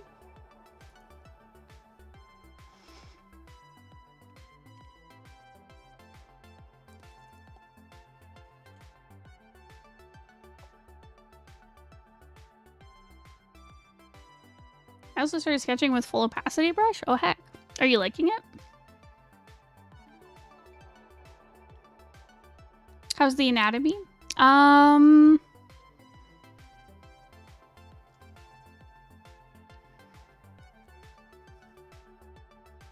Everything looks balanced to me. I don't see anything that like feels very off. Because like there's stylization obviously where like Ivory is supposed to be very lanky. And it gives this very like faunish unicorn look to him, which makes sense. You could possibly go a bit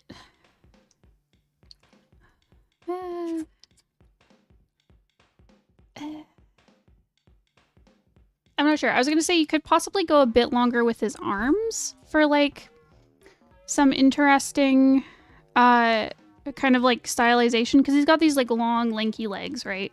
And his torso is very lanky as well. I think his arms, they're the correct proportion for him, first off. There's nothing wrong with them. They may look a little bit shorter just because of the puffy sleeves. I think it kind of like makes them feel thicker than they are. I don't know if that makes sense. But if you wanted to stylize it a little bit, you could possibly make his arms like a smidge longer if you wanted to go for that like exaggerated lanky look, but I don't think you have to.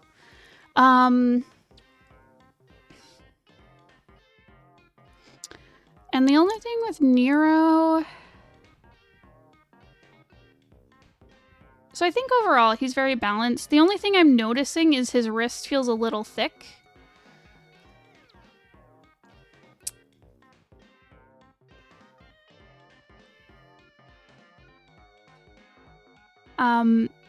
But it's hard because like I like how he's got like big arms, so like he wouldn't have tiny little wrists. But I don't know. It might be that there's too much skin like right here from like the end of his thumb. Yeah, the bottom of the thumb to like the crease of the thumb. I think that's a bit too long. So maybe like tightening that up might make it fit a bit better. Possibly. Yeah. But again, very minor nitpicks there. But yeah, overall I think it's looking good. Yeah. Yeah.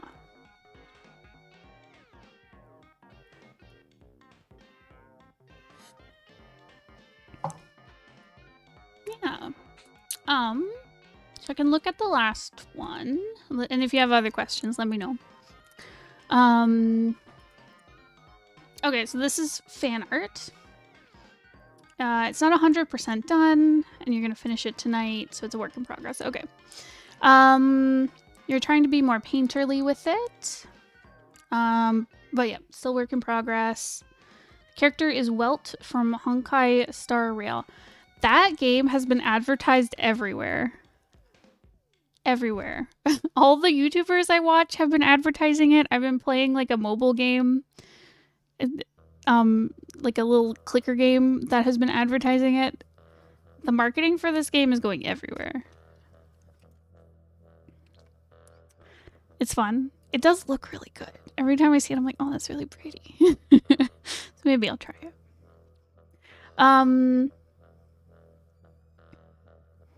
Okay, I drew him as a sort of good luck charm for the game. You're looking for feedback on the pose, lighting, composition, and anatomy, and anything else. Okay. Okay.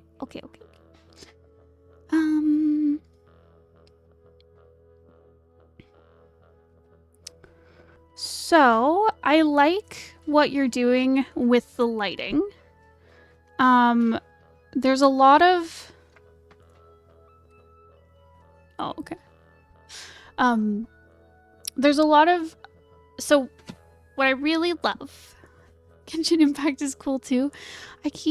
I've tried... I should just keep trying. I tried playing a bit of Genshin Impact. I got overwhelmed and stopped. But it looks fun.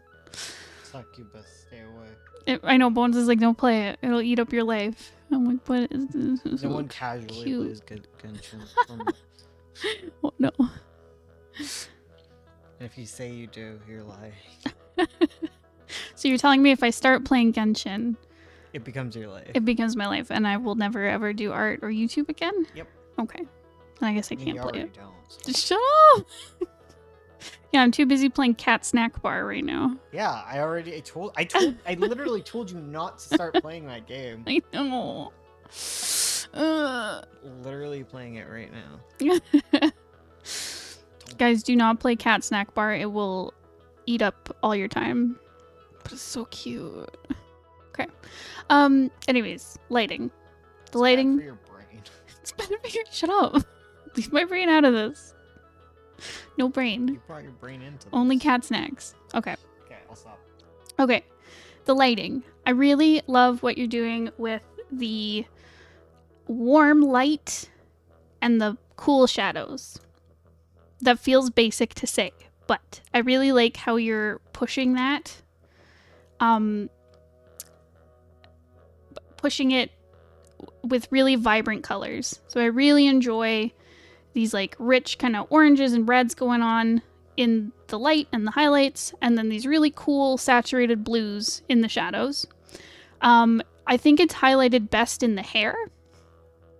Now, admittedly, I don't know what this character looks like without any fancy lighting, but I really like how I just love the contrast between the light and the shadow here. Yeah. Just using the orange and the blue as like heavy contrast colors. Yeah, just looks fantastic. And I'd love to see that pushed elsewhere. As much as you can. It is hard because sometimes you can lose like the original color. But yeah. He has brown hair and a pretty desaturated color palette. Gotcha. Yeah, so for his skin, it's there a little bit. You have these kind of like yellowy gold highlights where the light is hitting, and then these purpley shadows. I would push it more where you can. Push. Because, yeah, I like how you're using yellow and purple. Because, again, they're complementary. That works really well.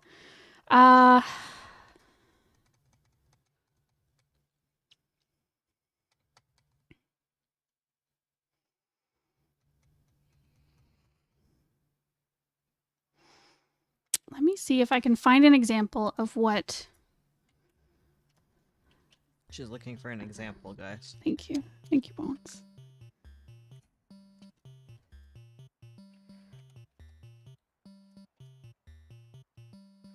I'm Bones. Hi, Bones. Hope you're doing well, guys.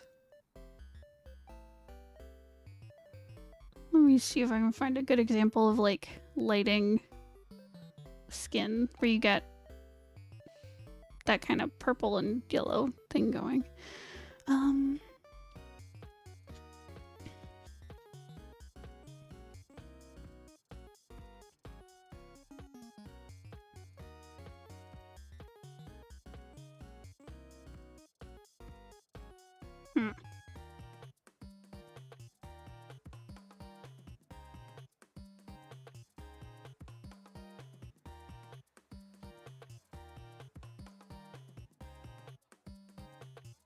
Dang it, I can't find anything good.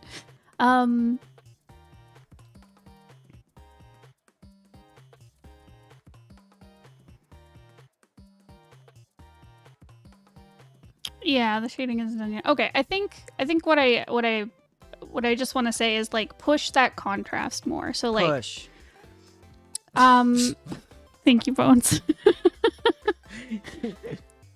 I'm backing you up. Thank you. Yeah, push that contrast. I'd also bring in the blue and the orange on the skin where you can.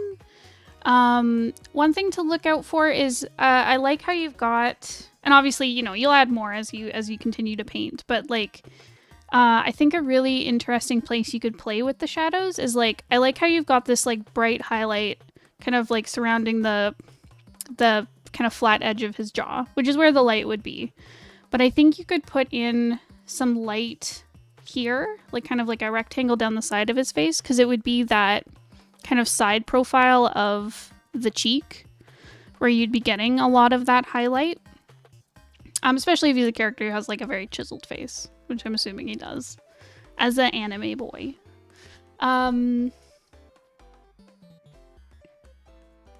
Oh, sorry, am I just talking past you?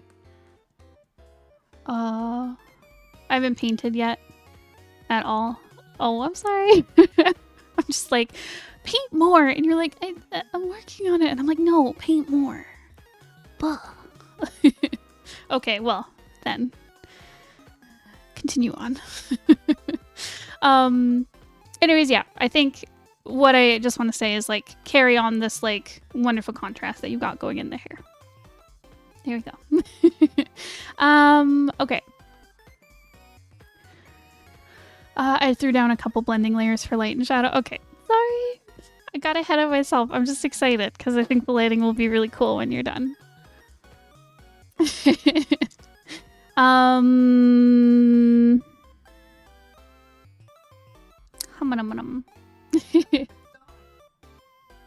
Oh, phew, Micah's alive. That's our favorite meme, when the dogs are just like laying down on the floor. You know, they just like flop on their side. We're like, then they look up and you're like, hey, baby. They very dramatically flop onto the ground a lot.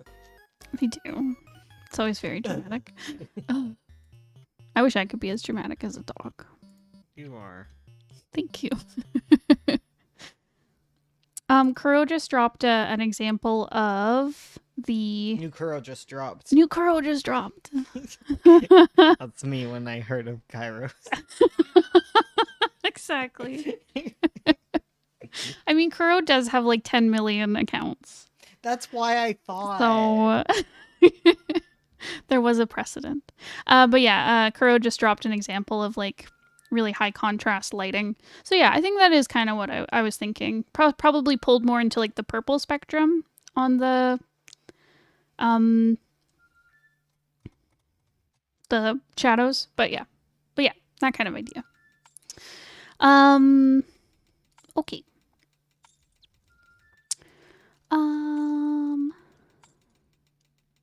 Yeah. So we keep being like, why haven't you shoot in the face? And you're like, I'm sorry. We'll just bully you. It's fine. Bullying. No, That's my job. Oh, okay. Okay.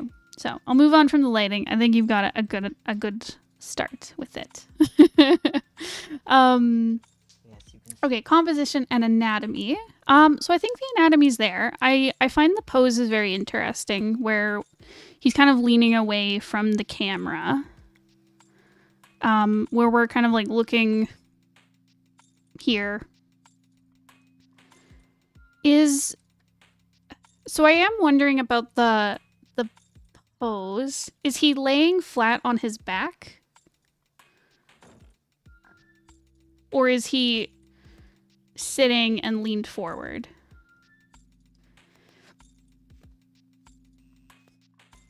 Sorta. Is he like propped against like not a wall? It seems more abstract than that. Flat, but like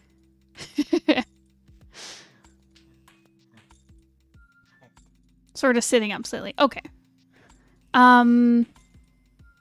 Okay. I think you're portraying that then. Yeah, because there's good foreshortening on the leg that's extending. So yeah, he's leaned back, but like maybe like kind of his shoulder area is propped forward a little bit. Okay. Like lying down but leaning up forward. Okay. I think I got you. I got you. I got you. Pikachu.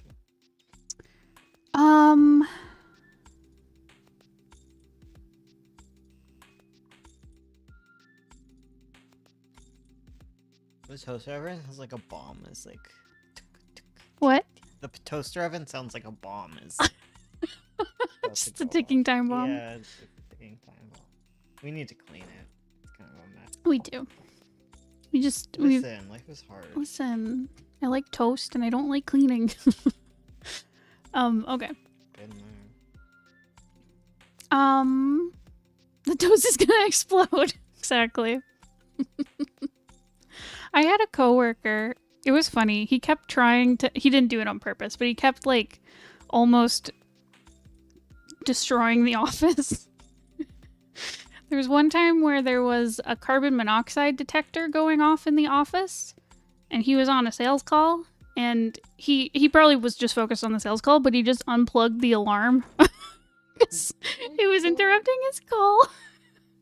So luckily, I think it was like a false alarm. No one was harmed, but so everyone teased him about that. And then one day he left a muffin in the toaster oven and everyone started smelling smoke and his muffin was burned to a crisp because he forgot about it. So yeah, he accidentally, very murderous. That's called manslaughter. Yeah. Very Being accidentally murderous. Yeah, that is manslaughter. You're right.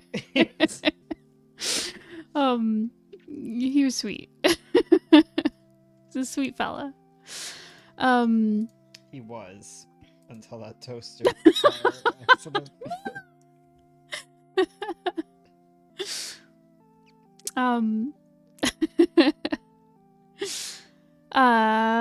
Okay. I'm so sorry. I keep getting derailed.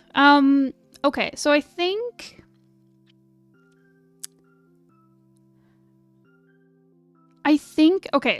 what's throwing me off a little bit, I think overall you've got like the pose down. Bomb went off. Yeah, the toast just exploded. I think this knee that's coming forward needs to be propped up a little bit more. I think all you need to do is take this belt that's around the leg and kind of like curve it more. It's a little flat at the top, but curving it more will kind of create a little bit more foreshortening on that leg, and I think it'll help with the perspective. The other thing is I think the heel placement of this shoe is good, but I think the toe needs some more of that foreshortening. So I think it's like leaned down a little bit too much. I think it needs to like be placed upward on the like floor a little bit more. So I think that will straighten that out.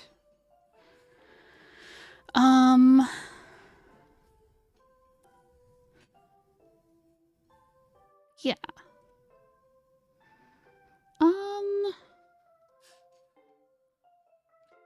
I would also say this elbow, I think, needs to come out a little bit more.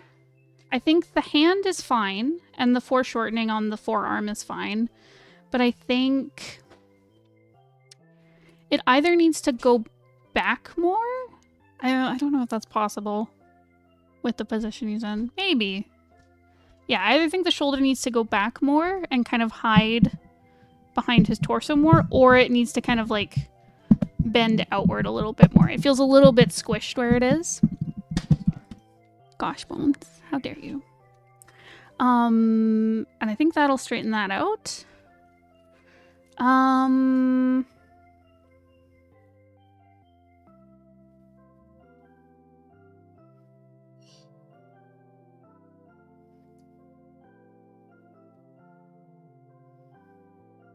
I think that's it. I think those are the only things I'm noticing. Yeah, yeah, that might help. The like...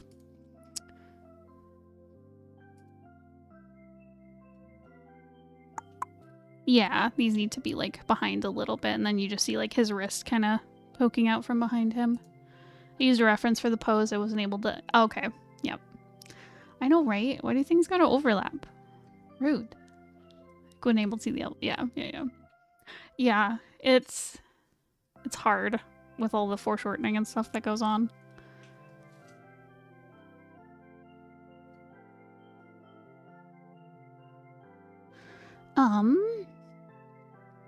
And then... Yeah, I think that's the only anatomy stuff that's really standing out.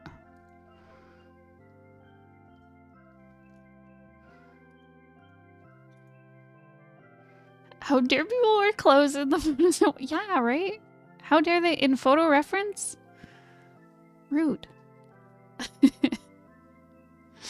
and then compositionally...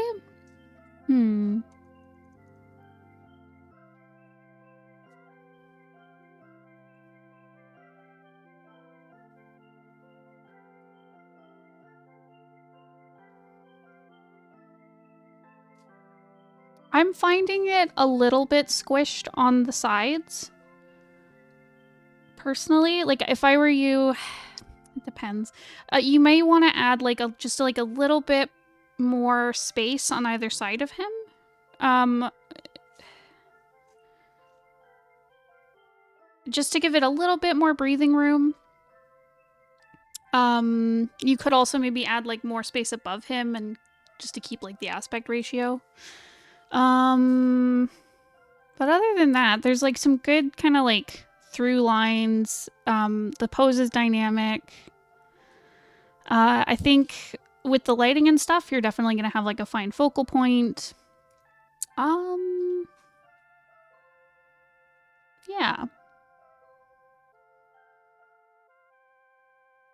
I think that's it. Was there anything I missed or anything you were wondering about?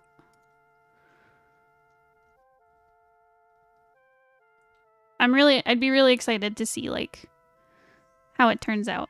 I really like the lighting you're going with.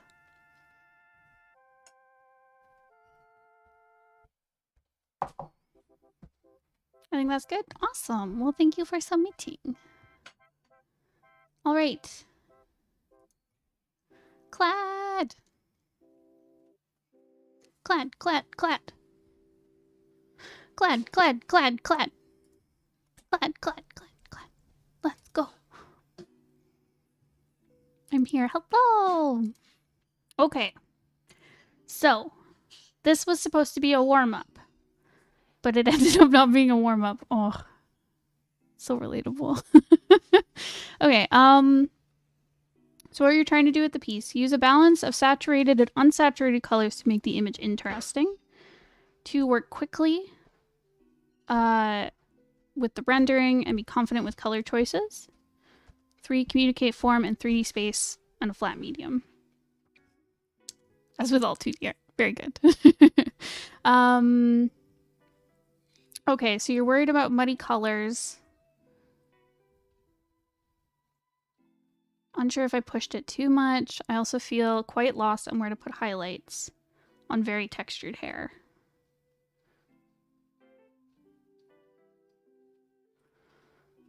And you could figure out the shadows so they ended up very blocky. Oh, not at all cute. I disagree. I think they're cute. Hell yeah, I will cheerlead for you. Okay, so. I definitely see the high saturation colors. It works very well because you're using the saturation is working contrast-wise, if that makes sense. So because you're using like orange/yellow with like blue/purple, you can go very dark with the purple and blue and they still read as those colors. And the contrast with the yellow and orange, which read very bright, like regardless of how light or dark they are. Yeah, it just creates really good contrast there. Let me see. So I think, color-wise, I think you are doing a very good job of using lots of saturation.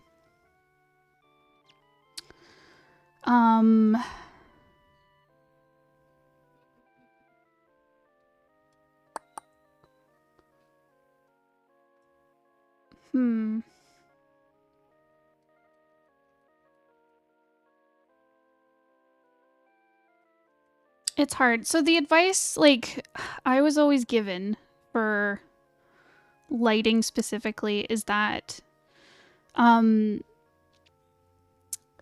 highlights tend to be more desaturated. You probably already know this. Highlights tend to be more desaturated and shadows tend to be more saturated.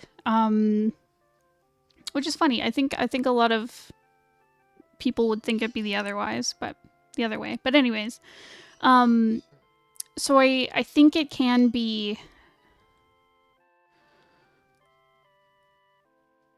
normal to use more desaturated for your highlights. But what I've learned since is that however you light things, whether it's using warm versus cool or like saturated versus desaturated, is whatever you're using for the highlight, you do the opposite for the shadow. So I think that's just like a good way to look at it. So if you're using really desaturated, cool colors for your highlight, you'd want really saturated, warm colors for your shadows. In this case, it feels like the light you're using is very warm, saturated light for the lighting. You also seem to have two different lighting sources. So kind of from the bottom up, there's this very warm orange light. And then from the bottom left going up, there's this like very intense, like teal cyan light. And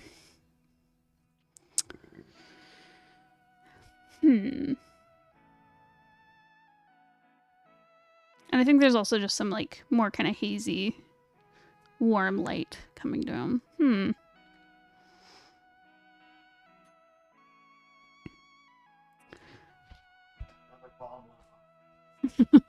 Oh no, there's more toast.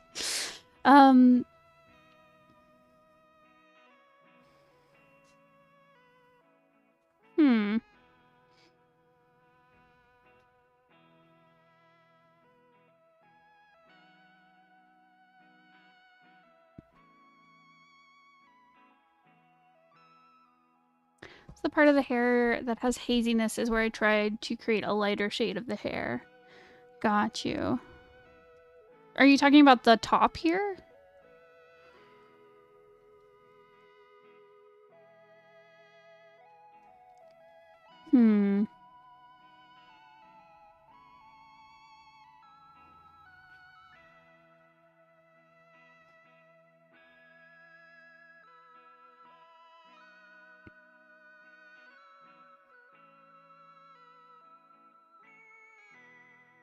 It is interesting because you're applying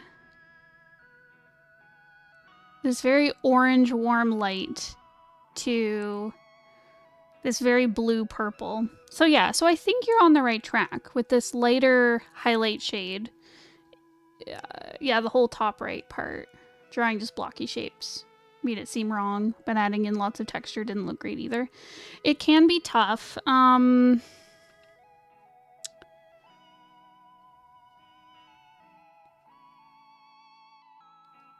I think it helps to... So the same way with, like... I think the same basic idea that you would apply to, like, I don't know, straight hair, you can apply to, like, afro texture hair.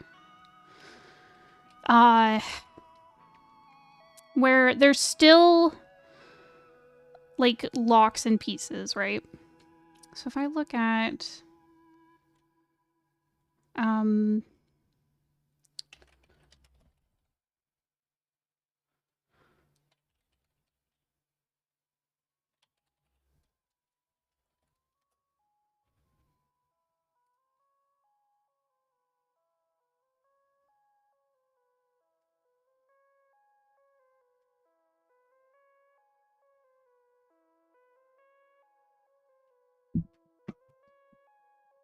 If cats ran mhm. a steakhouse, Mhm. wouldn't they need to use like a hazmat suit instead of like a hairnet? Like a full body hairnet? To keep Right. their little hair out of the food? Would they all be like cooking in little hazmat suits?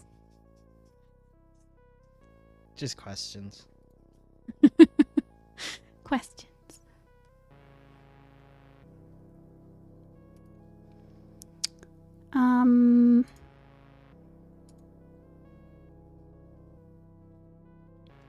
Cause like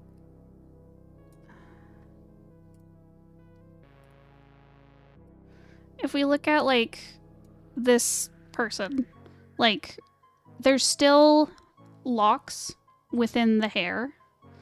I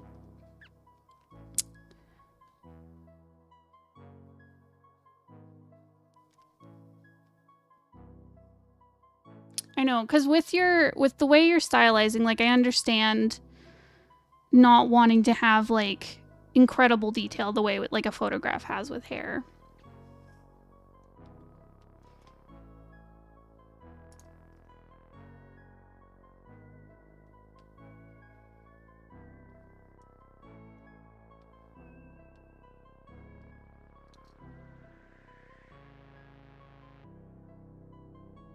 But yeah, but I think you can still bring in like,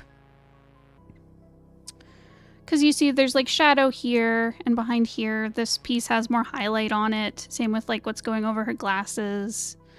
And then if you look at the highlights, there's still that, like, the highlight holds the shape. It has a texture on it.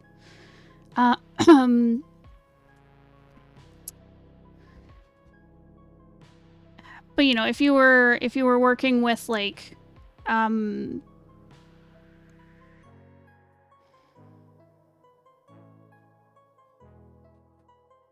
trying to think how to describe it, because there's still highlight that follows like the shape of the hair that would be more textured than if it was like straight hair, right?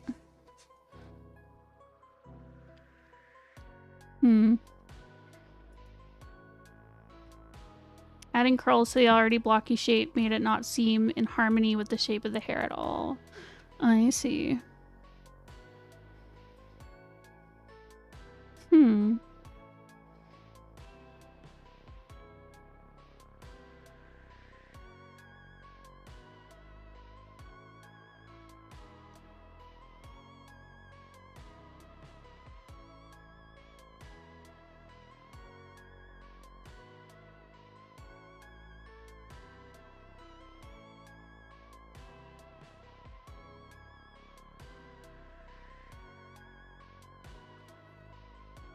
Now the ticking sounds like Ursula's brain working. It is. I'm working. We're solving creative problems. I could have given her another hairstyle, but felt like chickening out. It's interesting because the shape that you have given her hair does feel very blocky.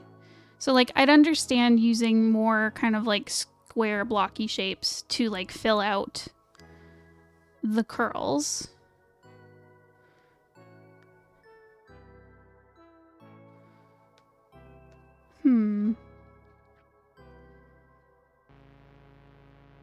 Because there are some, like, I've noticed, like, kind of down here and, like, around the edges of the hair, you've brought in these kind of, like, softer kind of curl textures.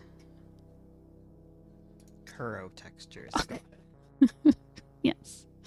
I'm writing that down. Thank you.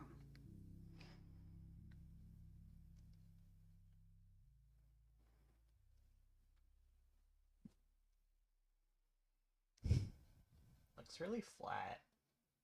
Yeah, well, that's the problem that Kladd's having right now, is like getting the texture and shading on the hair has been like a struggle.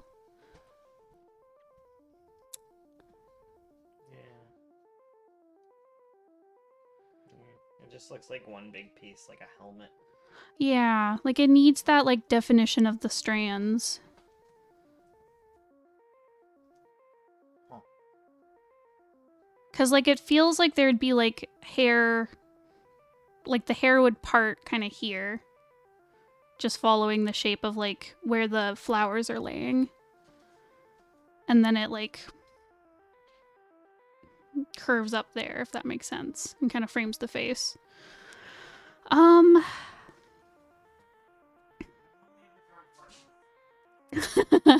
Bones can only help with horses, not people.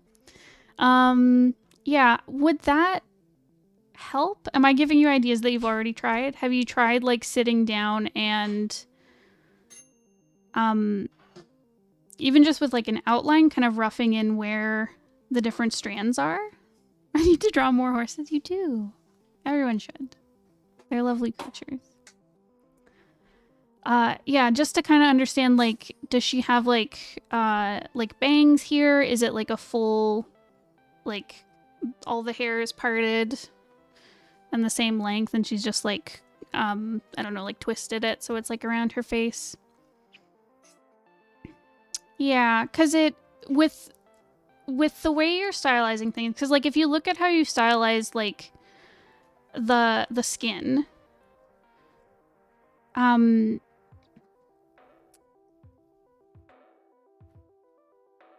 yeah, I think with your highlights, like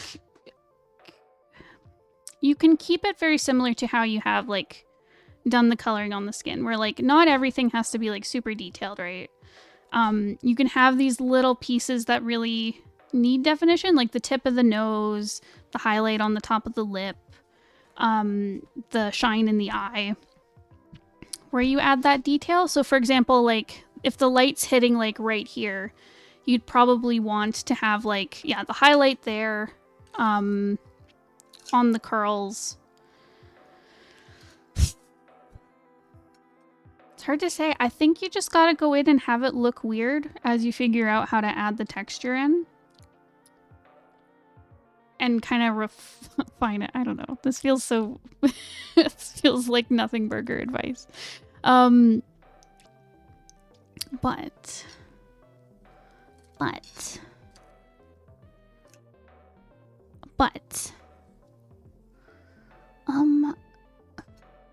suggestion is just to draw more people.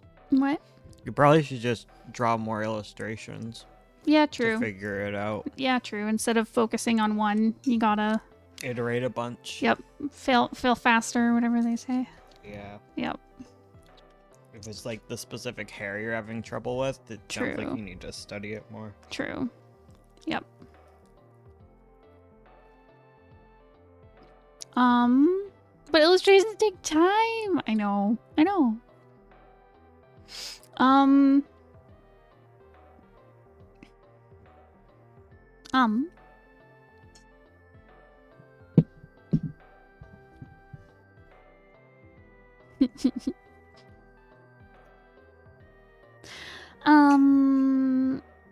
Yeah, I think I'm with Bones there. I think you just gotta practice more and kind of like defining the shapes, with like Afro texture hair.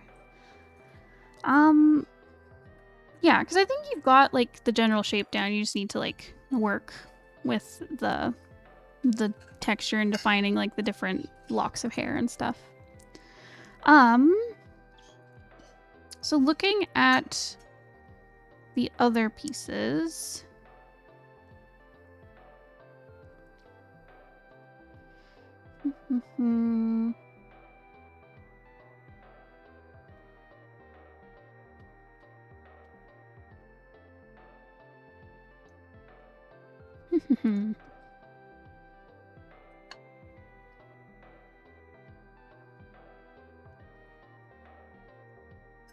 So one thing I think you've done really well is the warm light on the skin. Like there's a lot of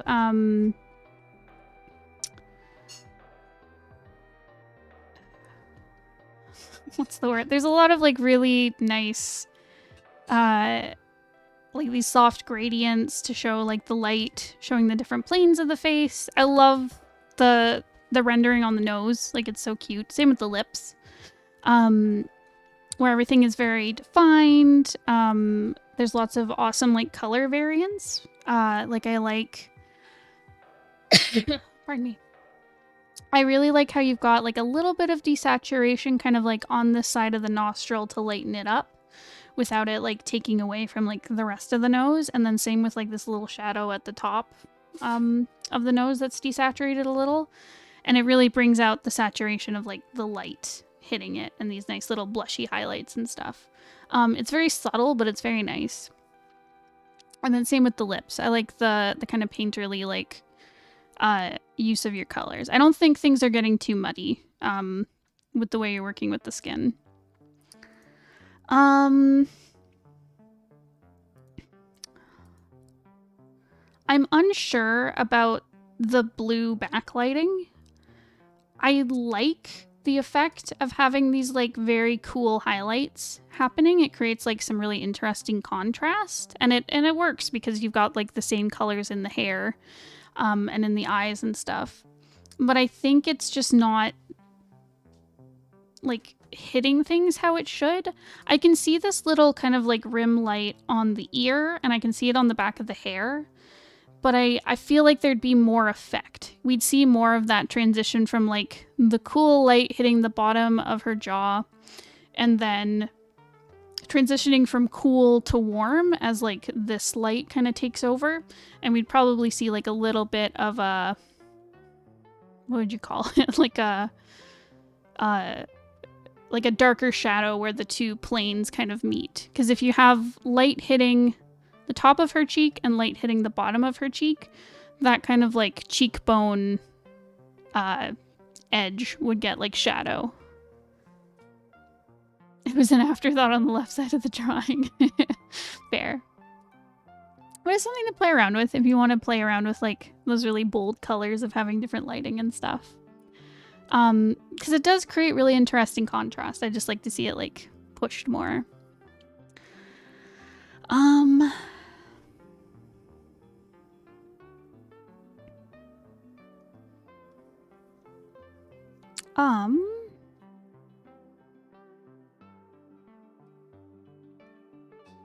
Was there anything else you were wondering about?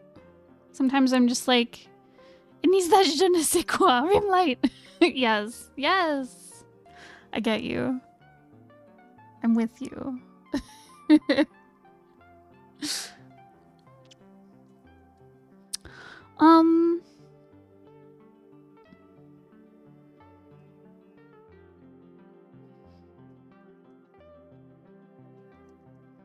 I wonder too with the hair if maybe you need to lean into some of the pink.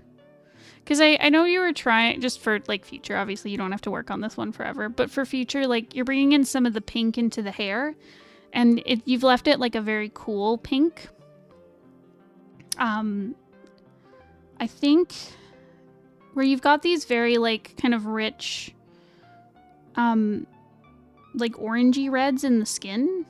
I wonder if you need to bring some of that like rosy red into the hair, at least on the highlights, and then kind of work the reds in with the purples.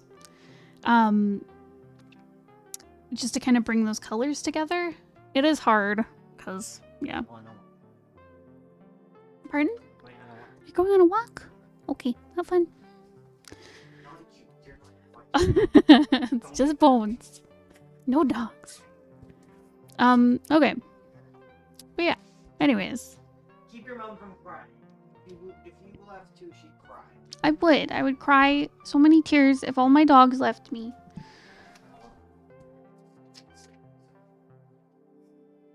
All right, Kladd, do you have any other questions? Am I just rambling at you?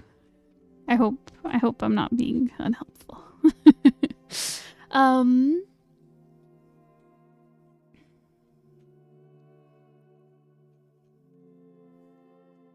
Let me know.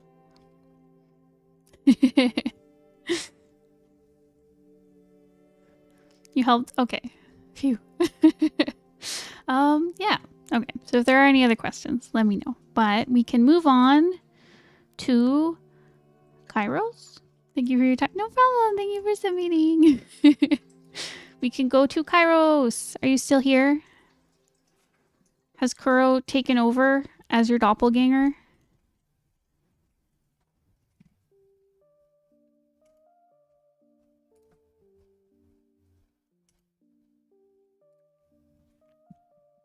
Hello. Welcome.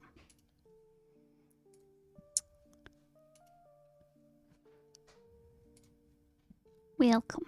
Okay. So, let me see. What were your notes? Okay. So,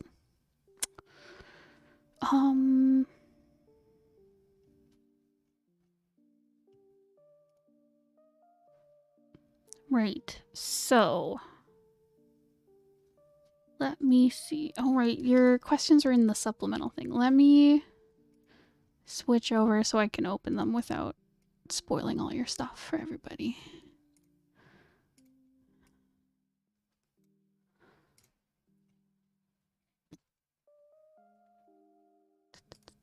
Okay.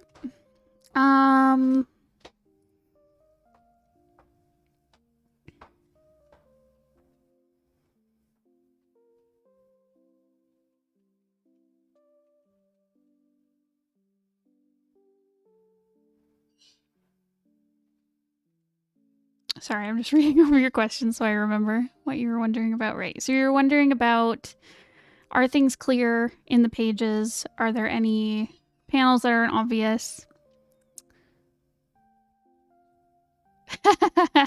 You said you were in the last critique you're under, who's pulling him back, so I answered in the first panel. Awesome. Love it. I'm throwing out questions, you're throwing out answers. Yes.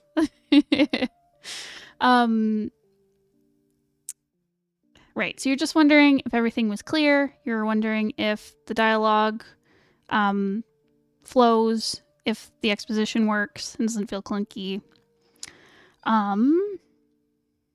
Okay. Cool.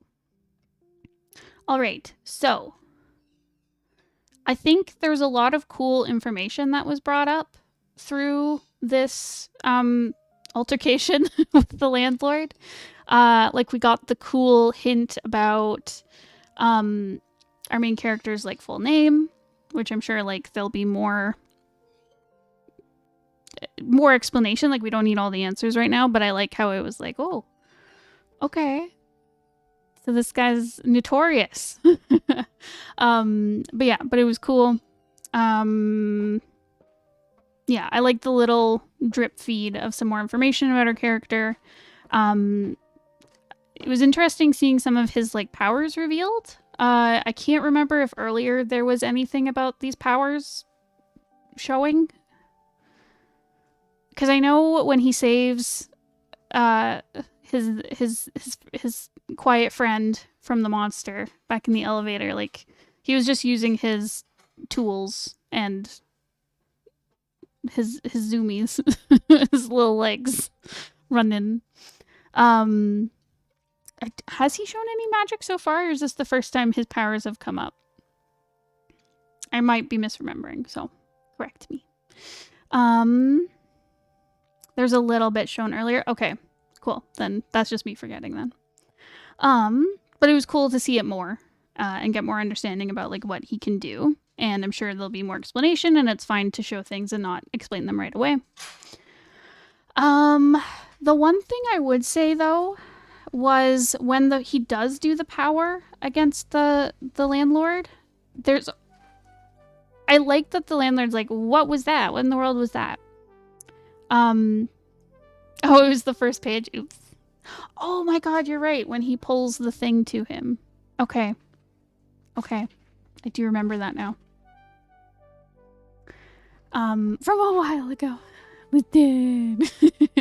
Okay, so anyway, so this moment where he does the power, he like gets the landlord away from him, and the landlord's like, what was that? And then he immediately goes into like, oh, you have no respect for me, going on about the the whole criminality thing and the housing situation and stuff. I was curious about, and again, this might have been said earlier and I've forgotten, but I was curious about if these powers are like normal in this world. Is it normal for people to have little powers like this? I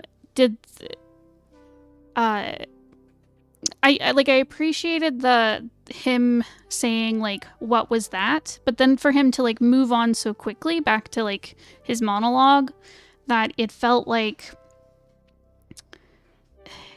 he kind of normalized it, if that makes sense. The next scene is a big explanation that gets talked about. Okay. Yeah. I think that's just where I'm not sure. Like, again, it sounds like you're going to explain it, but I would like to know if, like, are these powers common and his is just like is it normal for everyone to have these powers and his is just an unusual one out of all these powers? Is it uncommon for people to have powers, so it's weird that he has them? I think that's where I'm a little confused. Because for him to say, what was that, and then quickly move on makes it feel like it's normal for people to have these. Does that make sense?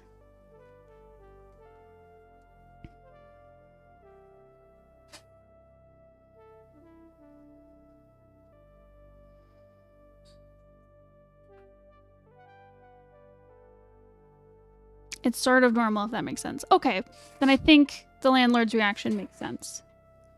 Okay, so then I think you're on the right track. Yeah, because if in this world it's kind of normal for some people to have powers. His power is weird and it kind of sucks.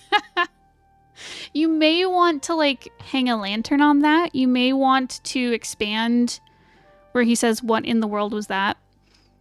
And then have him say like, I don't know, you're a pathetic kid. You don't even have a power that works right or something. I don't know. Whatever suits the world or whatever. Or how the landlord would talk. But yeah, just kind of highlighting it a little bit more so that it's clear that like clear that this is normal, but his powers are kind of stinky, if that makes sense. Yeah, and then in the next scene you can elaborate on it and we can get like a better explanation. Yeah. It definitely shows his powers defunct during the exposition. Okay.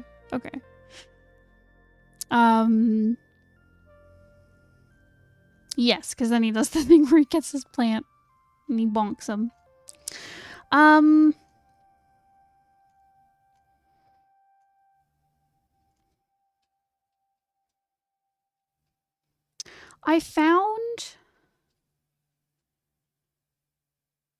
I found everything very legible. Like, it was very easy to tell where everyone was, what was going on. I love the bit where his friend, like, comes in through the window and uses his power. Like, that was really fun. It's really well drawn, and well executed. It's very, like, dramatic. And, like, I like the little glimpse of, like, the mark on his hand. And then the consequences of it. Like, yeah, it's a scene that flows really well. And it was executed really well. I found some of this initial fight with the landlord felt a bit flat to me. And I think, and not all of it.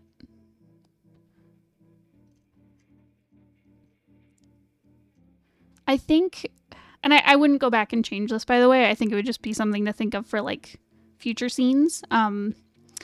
But for example, this page where they're first fighting, so he gets thrown against the dresser, he gets punched in the face and then in the stomach, and then the landlord grabs him by the shirt, right? So I think,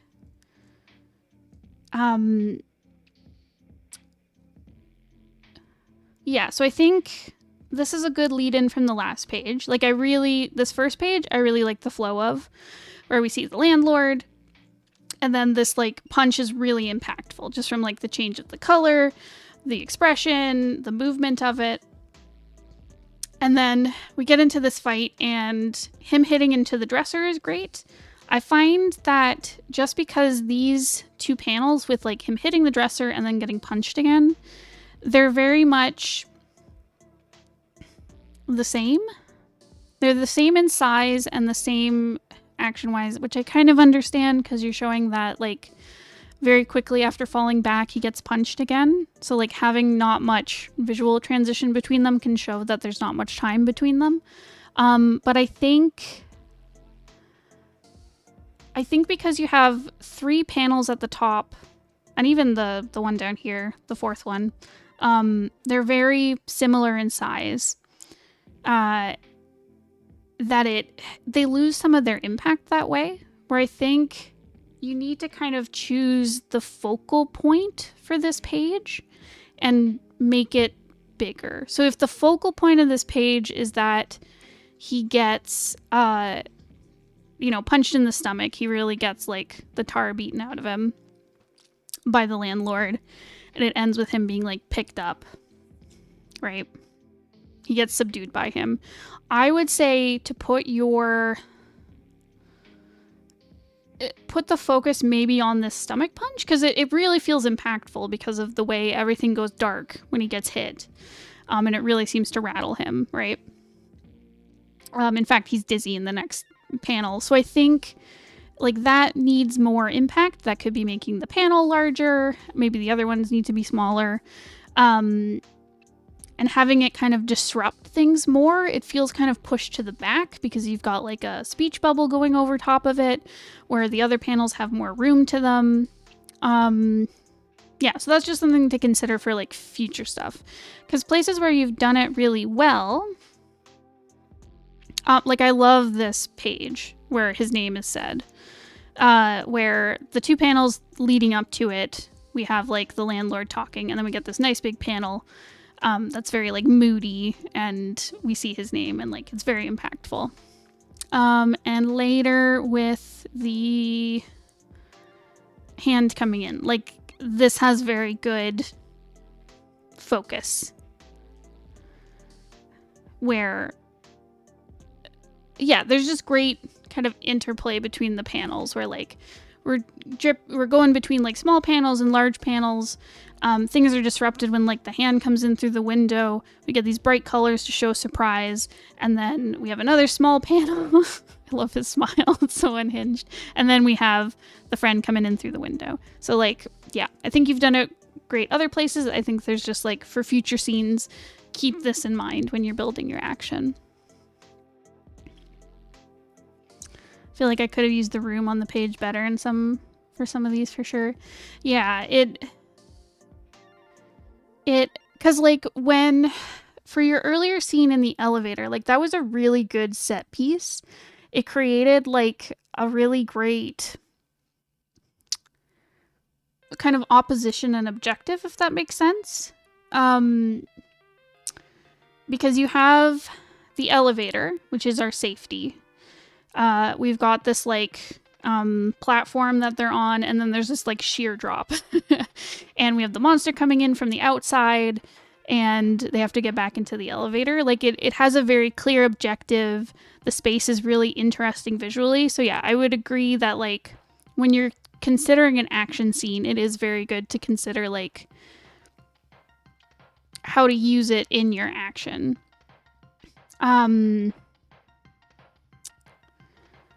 Because for instance here, like I love that he comes in through the window. Like that's so fun. And it makes sense for the scene, right? Because we have them sneaking in, so they're coming in through the window. We have this guy waiting outside.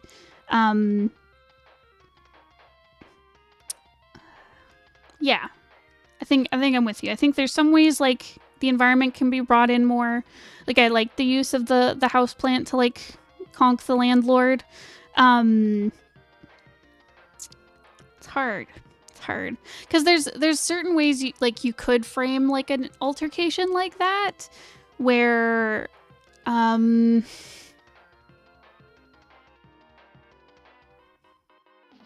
trying to think of like framing the fight with the landlord. It's hard because it makes sense that it would be in the room he's caught in that doesn't have much stuff because it's like a crappy little apartment.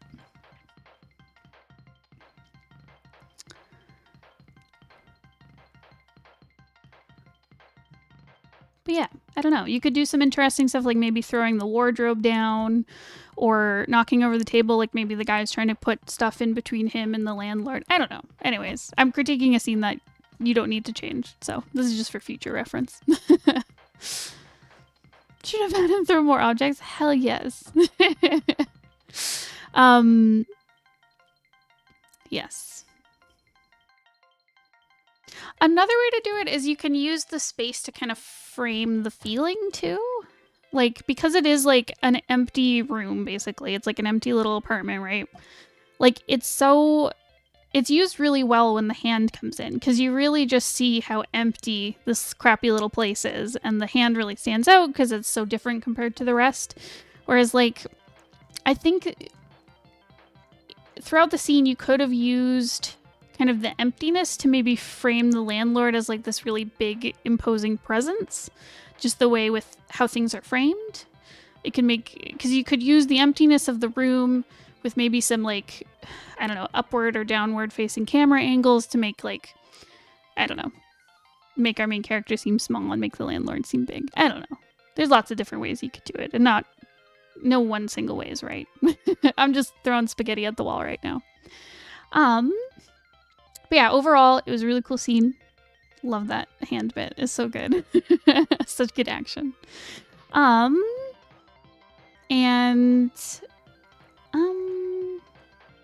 love I enjoyed your little cutaway, the little in-between scene where he changed his hair. I thought that was really cute. I can appreciate the little side section being in black and white. I think that's a fine choice to make. The dialogue all made sense. I can't think of anything, I mean, besides that one little point about the magic that I pointed out, but everything else made sense. It was pretty straightforward. Lots of good intrigue. I loved the bit where they show up at the ex's place and he slams the door in his face. I thought that was so cute. Really good visual comedy. And yeah, I'm very intrigued about Harvey here with his little breathing problems. I'm very curious about what that's about. So yeah.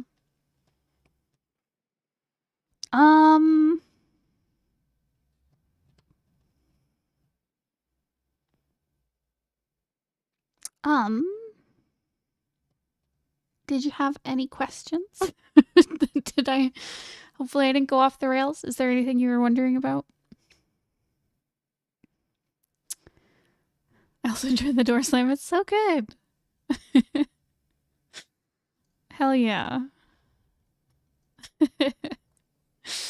I think I'm good. Okay, awesome. Well, thank you for submitting. Such a delight to read. Okay. Kuroe, Mouth, BattleBoxCat, and Ink. You are our last folks. So who would like to go next? Yeep.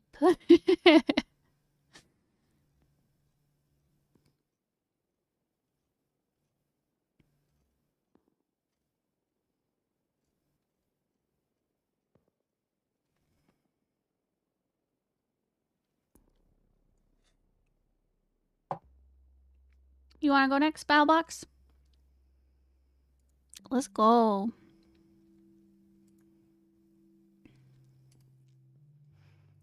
Okay.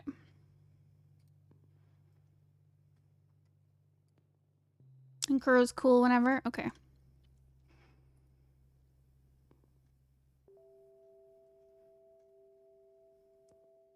Okay. Are Mouth and Ink here? I'm so down to go. Okay.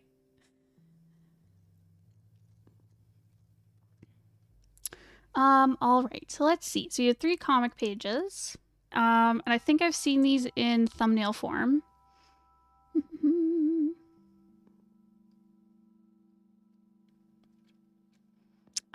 Right. So these are all sketched out. Made some changes to the dialogue. How's the grammar and spelling? Does the dialogue sound natural? How are the expressions? Do they match the scene? Thoughts on the font and speech bubbles. Okay. And anything else. Okay. All Right. So,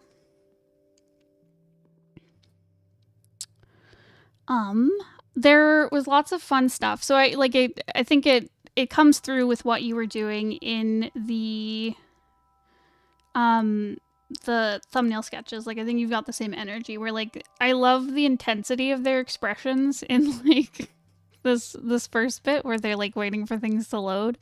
It's really funny. I think, you know, obviously the intensity creates comedy because it's like a little thing of just like a loading screen. But yeah, but I think their expressions are all pretty appropriate, I guess. Seeing everything sketched out, it's really pretty. I really like it. I would be careful in some places where things can feel a little bit flat.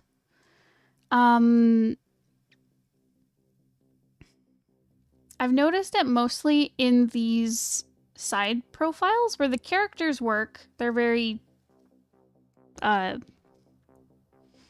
would you say?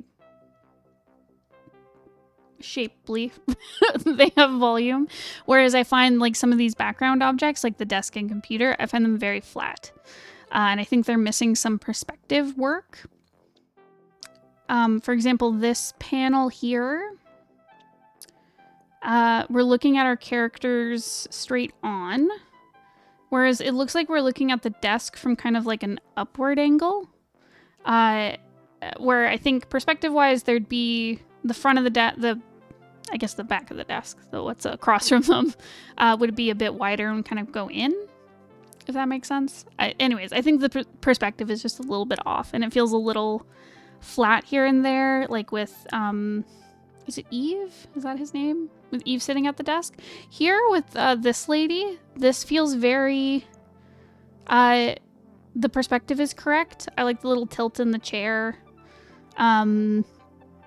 Yeah, just showing the row of desk, it feels very, it meshes well. Same with the shadows and stuff. Anyways, that's just a little nitpick to go over.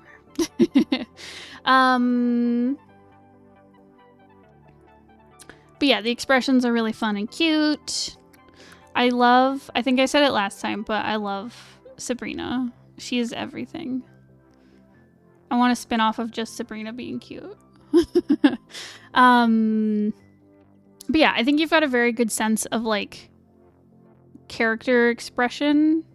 I think you do a good job of like creating comedy, showing their emotion really well. I think you do that really well, so I wouldn't worry about that. Spelling and grammar stuff, I didn't. Admittedly, I'm not 100% on grammar. Like, I don't think I could tell you where to put your commas. That one eludes me.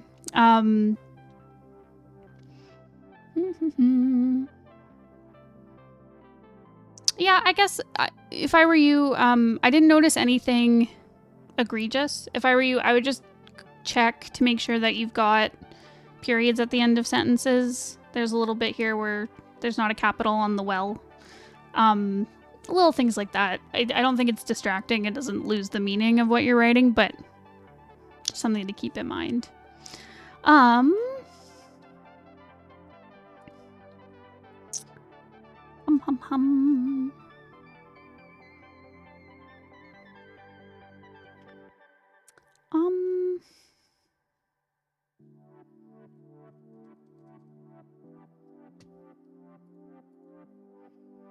Yes. So yeah, grammar and spelling, I think you're pretty good. Things sound pretty natural, honestly. Like, I didn't find anything egregious again. Like, it all flowed pretty naturally. I think there's a good sense of like what the characters are feeling, kind of what the stakes are. Yeah. Okay. So as for speech bubble placement, honestly, I think you do that really well as well.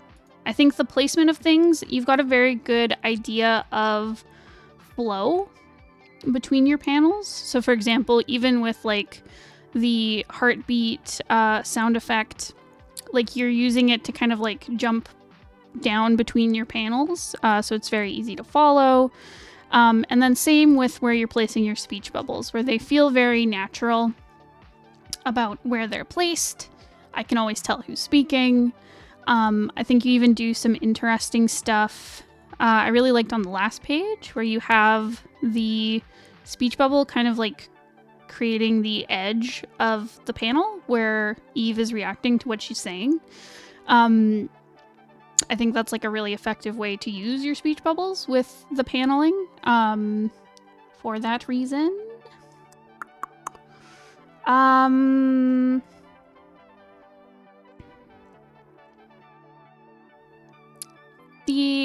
What I will say is I think there's a couple places where the placement of the words inside the bubble need to be neatened up a little bit. So for example, this one, everything's a little off center. Yeah, so it feels a little off. I would make sure that your text is as centered in the middle as possible. And I think you generally do a good job of it. Again, I'm going to pick on this one in particular where the text inside of the bubble should fit the shape of the bubble it's in.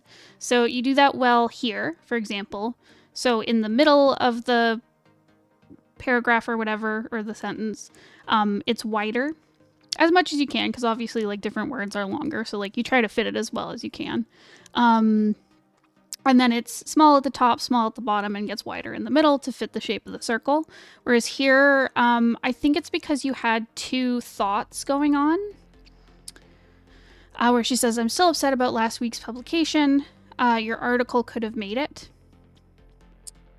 I think in this case, because I can see why you're breaking it up, where it is two thoughts. But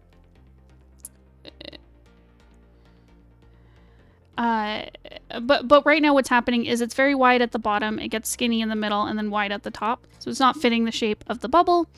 What I would do in this case is you could either break it into two bubbles. So then you have, I'm still upset about last week's publication in one bubble, and then the next one, your article could have made it. Into a new bubble if you want to break it up and kind of create emphasis on the two sentences. If not, I would just fiddle around with the bubble size and make it fit within the bubble shape. Anyways, that's my rant. And I'd also be careful, for example, this one up here. It's very tight. The bubble is very tight around the words. You always want like a little bit of breathing room between your text and the bubble. So I would make the bubble a little bit taller. Bubbles trump me. Oh no! They're getting you. No, the thing is, like, you're doing a good job overall. I'm being very nitpicky here. A bubble. Okay. And as for the font choice, so I don't think there's anything wrong with the font you've chosen. It's easy to read. I honestly see a lot more comics these days using this kind of font, like just a very simple sans serif. Whereas, like, I think more traditionally, at least in Western comics, people tend to use more of those like comic fonts. Like, I'm trying to think of a specific font. Like Acme is one. Webmaster BB is one. You'll find a lot of them on the Blambot. But yeah, that kind of comic-y font where everything looks very like handwritten. It's typically all in capitals instead of using sentence case like this. So I don't think it's wrong to use these. I think it fits the tone and style of your comic. It works really well inside of your speech bubbles and captions that are square. And I think that's because sans serif is designed typically, not designed typically, but like it works really well on screens where typically we are reading things in boxes. So it fits in there really well, whereas in the bubbles, it can feel a little bit weird. So it's up to you if you think, if you keep this font, I don't think there's any problem with that. But if you wanted it to have more of that, like, I don't know, typical comic book feel, whatever that means, you could use a more kind of like comic oriented font. You spent hours looking at what font to use. It's a tough decision. It is such a tone setter for your comic. I think it's good to like think about it for a real long time.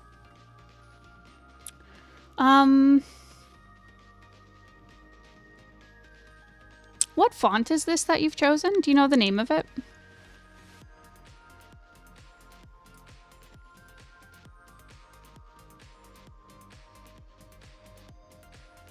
It looks familiar.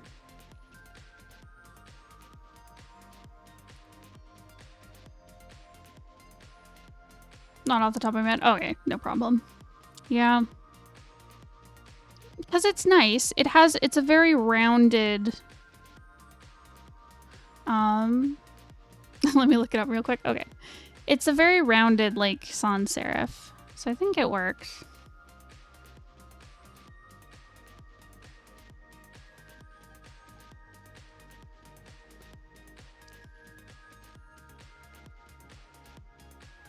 Android clock regular. Interesting. I don't think I've seen that one. I mean, maybe I've seen it, but I've never like used it in a design. Interesting. And it is in bold. I like the bold. Keep the bold. It makes it very easy to read.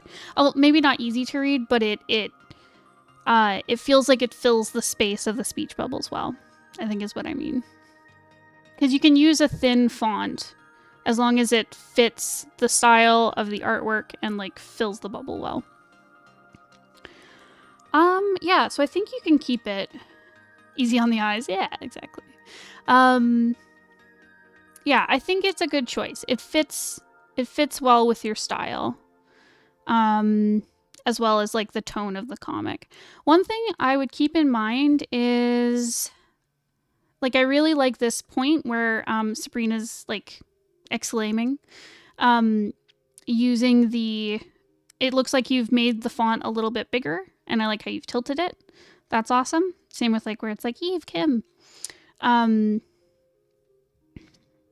But keep doing that where you can. I think as much as possible, keep your text consistent. So use the same size for like typical dialogue. So like, I don't know what font size you're using. Like, I don't know, 12 point or 14 point, whatever it is, whatever works for your page size. Pick one and stick with it as typical speech goes, so that you're not jumping between different sizes. Keep it consistent as much as possible.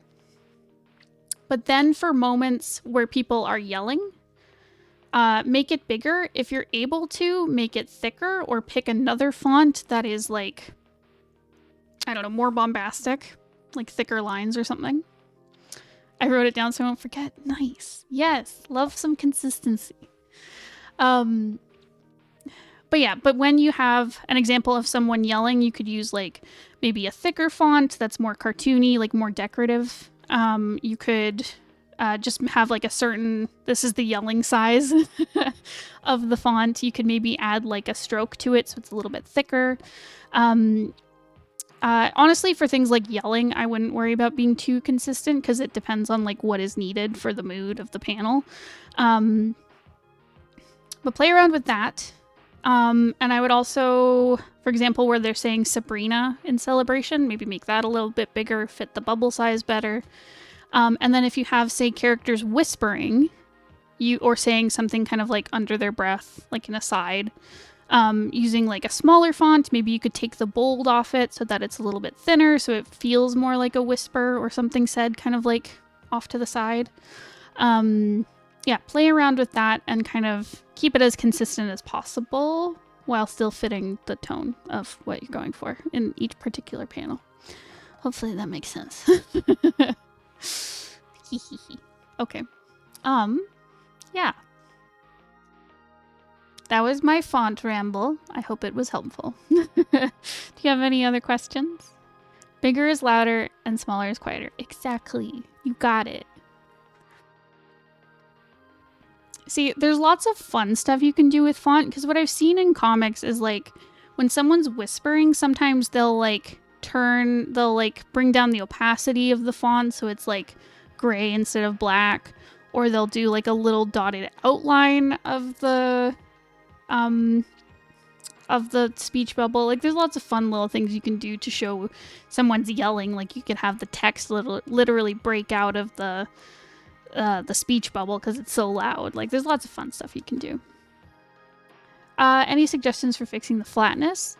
Yeah. So here's the thing. It works well. The setup here works well. I think it's like a perspective issue that I'm running into with some of those earlier panels I was nitpicking. Because here this works really well, where like it's a very straight on image where we're looking at Sabrina. It's like a comedy kind of cute panel. But there's lots of overlap in this. We see like computer monitors and like desk decorations and like the computer tower here, and we see another like computer monitor behind it, and it's all in perspective leading to Sabrina, who we're supposed to focus on. So I think that all this overlap that you've got going and like the perspective being in line leading to Sabrina, like that creates like that depth. Even if you looked at this, arguably you could say it's flat just because it's not like rendered out or anything, but it doesn't feel flat because you've got overlap, you've got perspective on it. It suits the camera angle. And then as for the page I was nitpicking, so this one here where it's Eve sitting at the desk, I think the reason it feels so flat is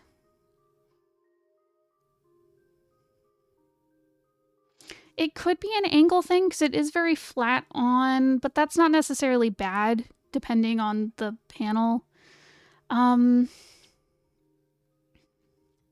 I think what it is just like right here.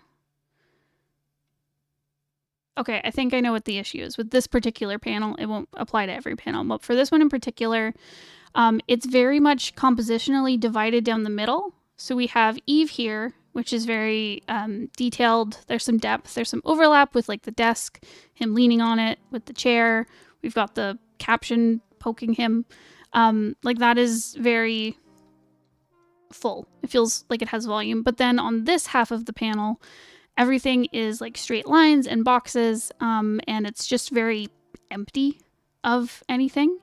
So if for this panel in particular, I would chop it down so we only focus on Eve. If not, if you want to get more of that kind of like background atmosphere into it, I think I would tilt it so that we've got a bit more visual information, where maybe there could be overlap between Eve and the computer, or maybe you could put in some foreground elements like another computer or the back of a chair or something, or show more in the background. It's hard to say because like this is a bit of like a comedy throwaway panel of like him not being published in 2 weeks. Yeah, because it works well here where you're showing depth through the leading lines, and our focus still goes on Kim, because she's taking up the majority of the panel. And the background elements, they just add to it by not taking away the focus. My hard work on perspective background elements wasted? No. Disagree. Not wasted. I think they just need to be refined. It's hard. I think this one is a composition issue. I don't think it's a perspective issue. I think it's just cut in half, which can create a very kind of flat feeling to it.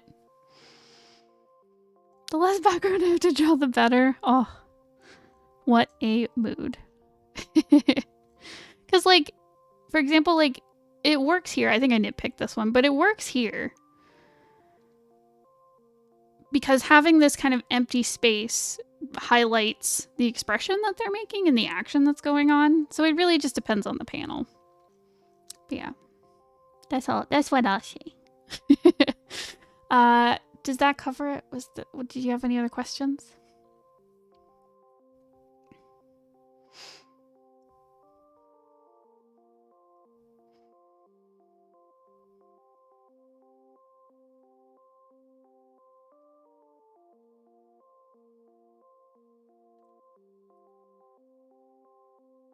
Hi, Noodle. Welcome.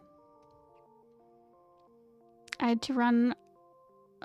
I had them run off in the wrong direction. Oh, I didn't notice. I just assumed he's going around. Oh, well. It's up to you. You can change it if you want. Yeah. We're the reason you're contemplating making a webcomic? Do it!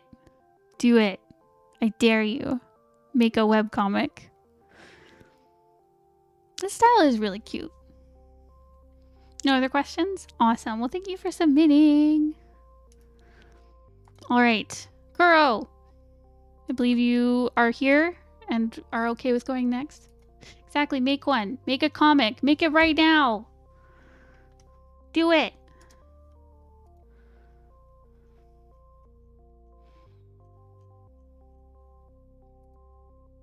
Hi, Kuroe. If Mouth and Ink are here, let me know if you'd like to go next. If not, I will just pick a random order. Okay.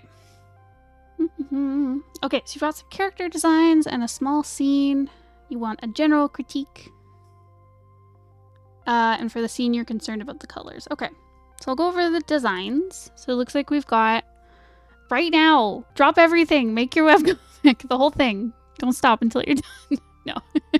But start. Why not? Why not do a little bit today? Do some character designs. Maybe sketch out some thumbnails, write your script. You know. Go crazy. Have fun. Okay, Kuroe. So, it looks like we've got a hockey player and a figure skater. Junkyard Samurai's Winter Sports Club?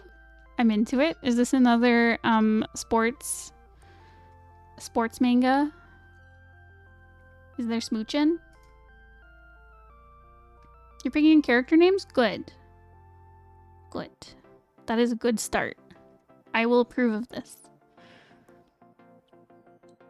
Anyways, so we have Alton and we have Livius.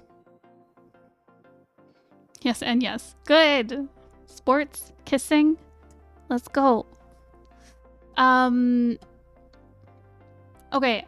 Alton has big himbo energy.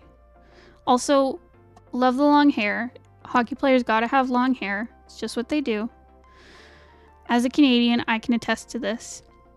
Even though I don't watch hockey. There are so many hockey players that I went to school with and they all had long hair. That's just what they do. I need to stop, but can't. Addicted to sports manga with smooching. Anyways, I love the hair. So good. Yeah, colors are very cohesive. I love the kind of like strawberry. It's like I'd call this strawberry blonde. I know it's like ginger hair, but there's just something to the color that has that like strawberry blonde vibe to it. I like it a lot, just personally. But yeah, colors are there. Obviously, there's a very strong like red, black, white through the whole uniform. But I like how it's incorporated kind of everywhere. I love the logo for this like the Junkyard Samurai team thing. That's really fun. There's a good through line with like the stripes. I like how there's even some red on the shoelaces. It was a lot longer, but some jerk cut it. It'll be back down to his waist. Oh damn, that's dedication.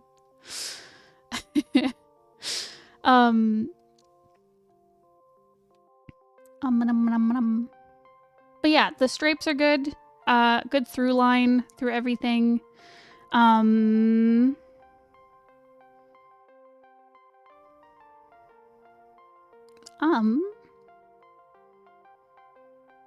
He seems, oh my god, 7 foot 8 inches. Oh my god. Why are you so tall? My character names came before the concept? Huh. Very good. They were born to do winter sports.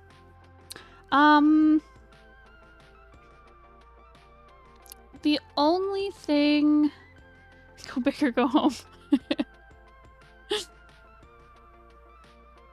Oh, sorry. Oh my gosh. You guys both have red in your avatars, so I thought BattleBox was Kuroe. So, anyways, I'm sorry. I'm like Bones. I'm mixing people up. What have I become? Having a soft giant is great. I do love a soft giant. Okay, so Alton is a sweetheart, is what you're saying. I mean, he has a very like gentle face. Look at that. Look at that baby face. Okay, so yeah, he looks very tall. The only thing I would say is his head is very tiny compared to the rest of him. Like, I understand that he's like a big guy, and probably has like very wide shoulders and like big arms and stuff. His head feels just like a tiny bit too small. I might make it a little bit bigger, just to suit the rest of him. But otherwise I think proportions are pretty good. Colors are great, like I said. Shapes are good. I'm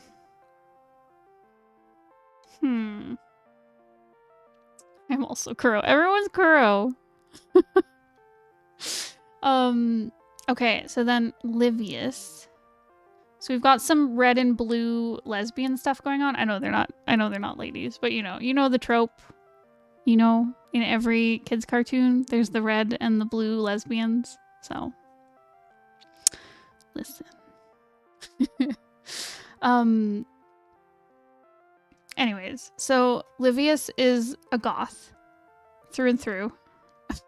Look at this goth outfit. Yeah, I love the very kind of spikiness to everything.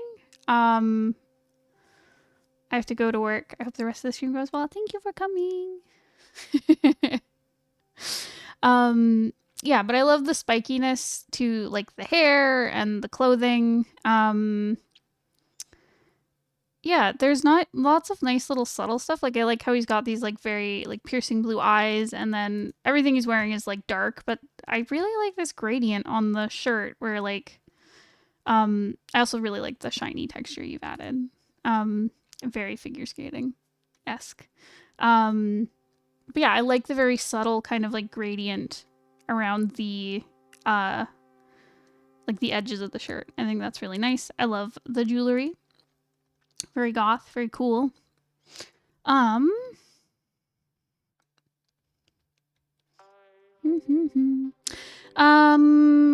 Body-wise, everything checks out. Like the proportioning works very well. I find his hand is a little bit big. Possibly same with Alton. I mean, Alton's wearing gloves, so like I think you get away with like the larger hands. But I think Livius's hands are a little bit big. Possibly the feet too. But that's also stylization stuff, so.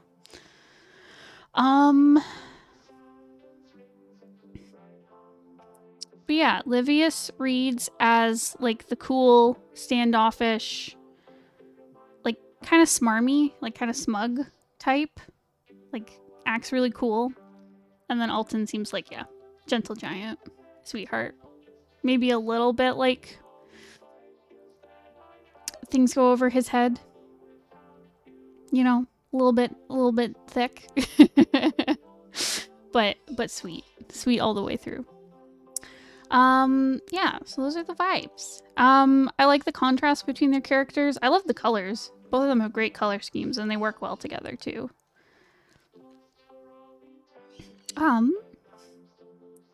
Did you have any questions in particular about them?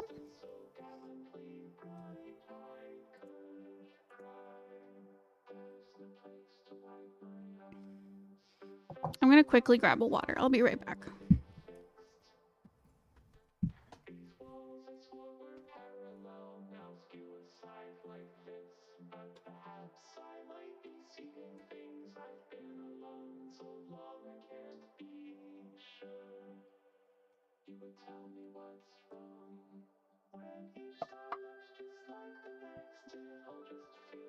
That's good. Okay. Awesome.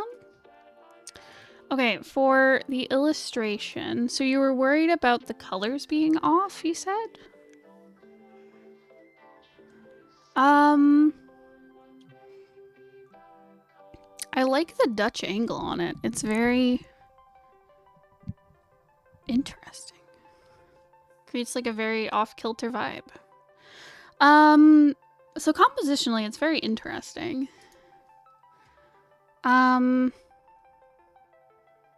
It's very dynamic with the way they're posed, how everything's like slightly tilted. There's lots of interesting overlap between like the characters and the setting. And it's an interesting setting. It feels very reminiscent of like a school, like with like a teacher's desk kind of thing. And it feels like there's the impression of a blackboard in the back. It feels very JoJo. They've got that kind of vibe.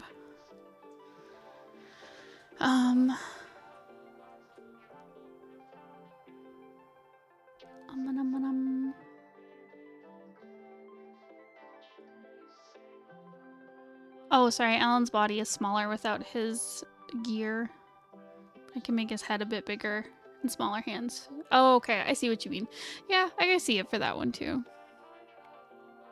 It is exactly that, bless. Hell yes. So I think compositionally, it's really interesting. I think it's just too squished at the top and bottom. I think it needs more... It needs more breathing room at the bottom. Where it... Yeah, I think that's it. I think it just feels confined at the top and bottom. I think there's good breathing room on either like the left and right, but top and bottom, I think you need more. So I'd add more to the bottom. You may find as you do that, you need more room at the top to give kind of like equal balance to them, but yeah, it feels a little bit squished.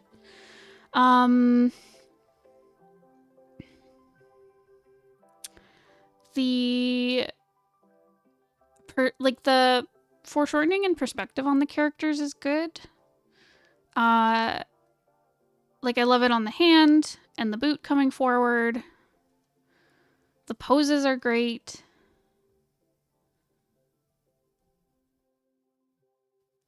Intentionally not drawing the heel. Why? You did great with the rest.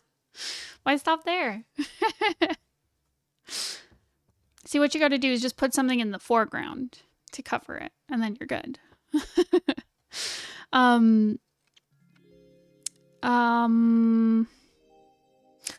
think the pink-haired character, her torso's a little bit squished. Like, I understand she's, like, sitting with... So there'd be, like, a little bit of a curl to, like, her lower body and her upper body, but it feels... She feels a little squished. Where I think there'd be a little bit more room between her waist and her legs. The character with the green skin, like, the anatomy on her is great. Same with the pose. Her hands are a little bit big. But otherwise, yeah, she looks fantastic.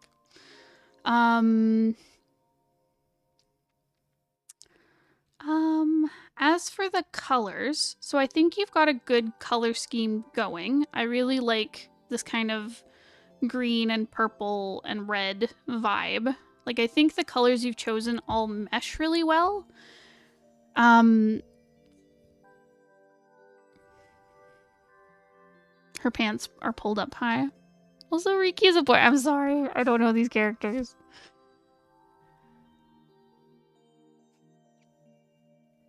Sorry, the green-skinned fella. My bad.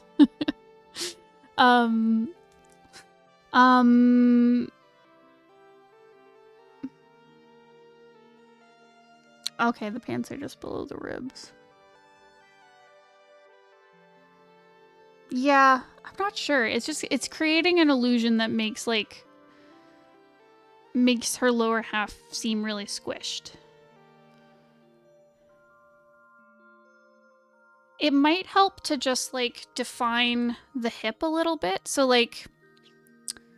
have a little kind of cut in instead of it's hard because I know the fabric would logistically pull out straight and follow the leg, but maybe having a little bit of a wrinkle here, if that makes sense, just to show off the hip a bit more before the leg stretches out, that could help.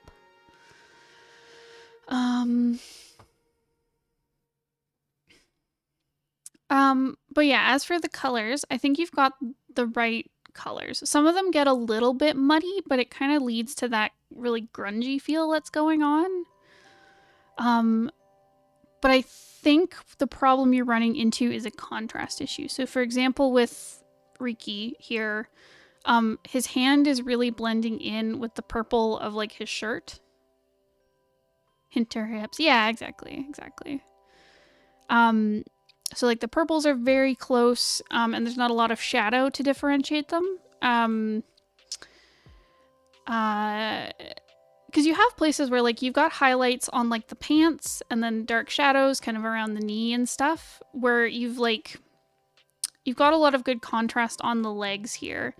And there's different pieces of their design, their skin especially, and the pink hair and stuff, because it's brighter, it really stands out against all these kind of dark reddish purple colors. So for example, the brown hair here really blends into the back. The purples and darks really blend into the dark colors of the background. So I think what you'll need to do is just go in and mess with some of the values. You might need to add in some more highlights here and there. It's hard because, yeah, you've got a very good color palette. I think you just need to work on ensuring your contrast works everywhere. So that might mean for example, the hair blending into the background, you might need to lighten it or create some more highlights around it so it stands out more. Same with how there's highlights on the leggings kind of thing. Yeah, so I think that's kind of what you'd need to play around with, is just the contrast, maybe not the colors. Does that make sense?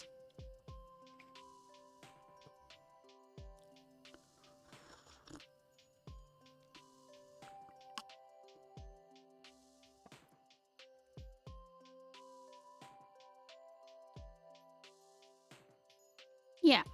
Okay. Did you have any questions on this one that have not been answered?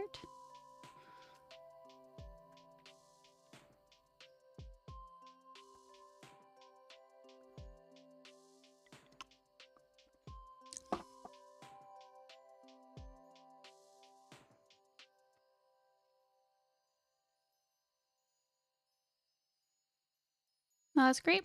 Awesome. Well, thank you for submitting. All right. I don't think mouth and ink are here, so I'm gonna just choose who submitted first. So I think that's mouth. Okay, so we were looking at a composition critique.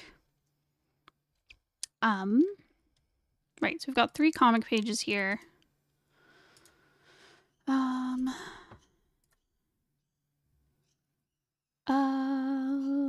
Oh, I remember this. I think you shared these comic pages with us before.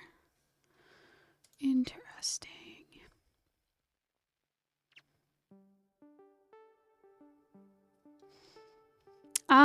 Okay, compositionally, I think you've got a very good thing going.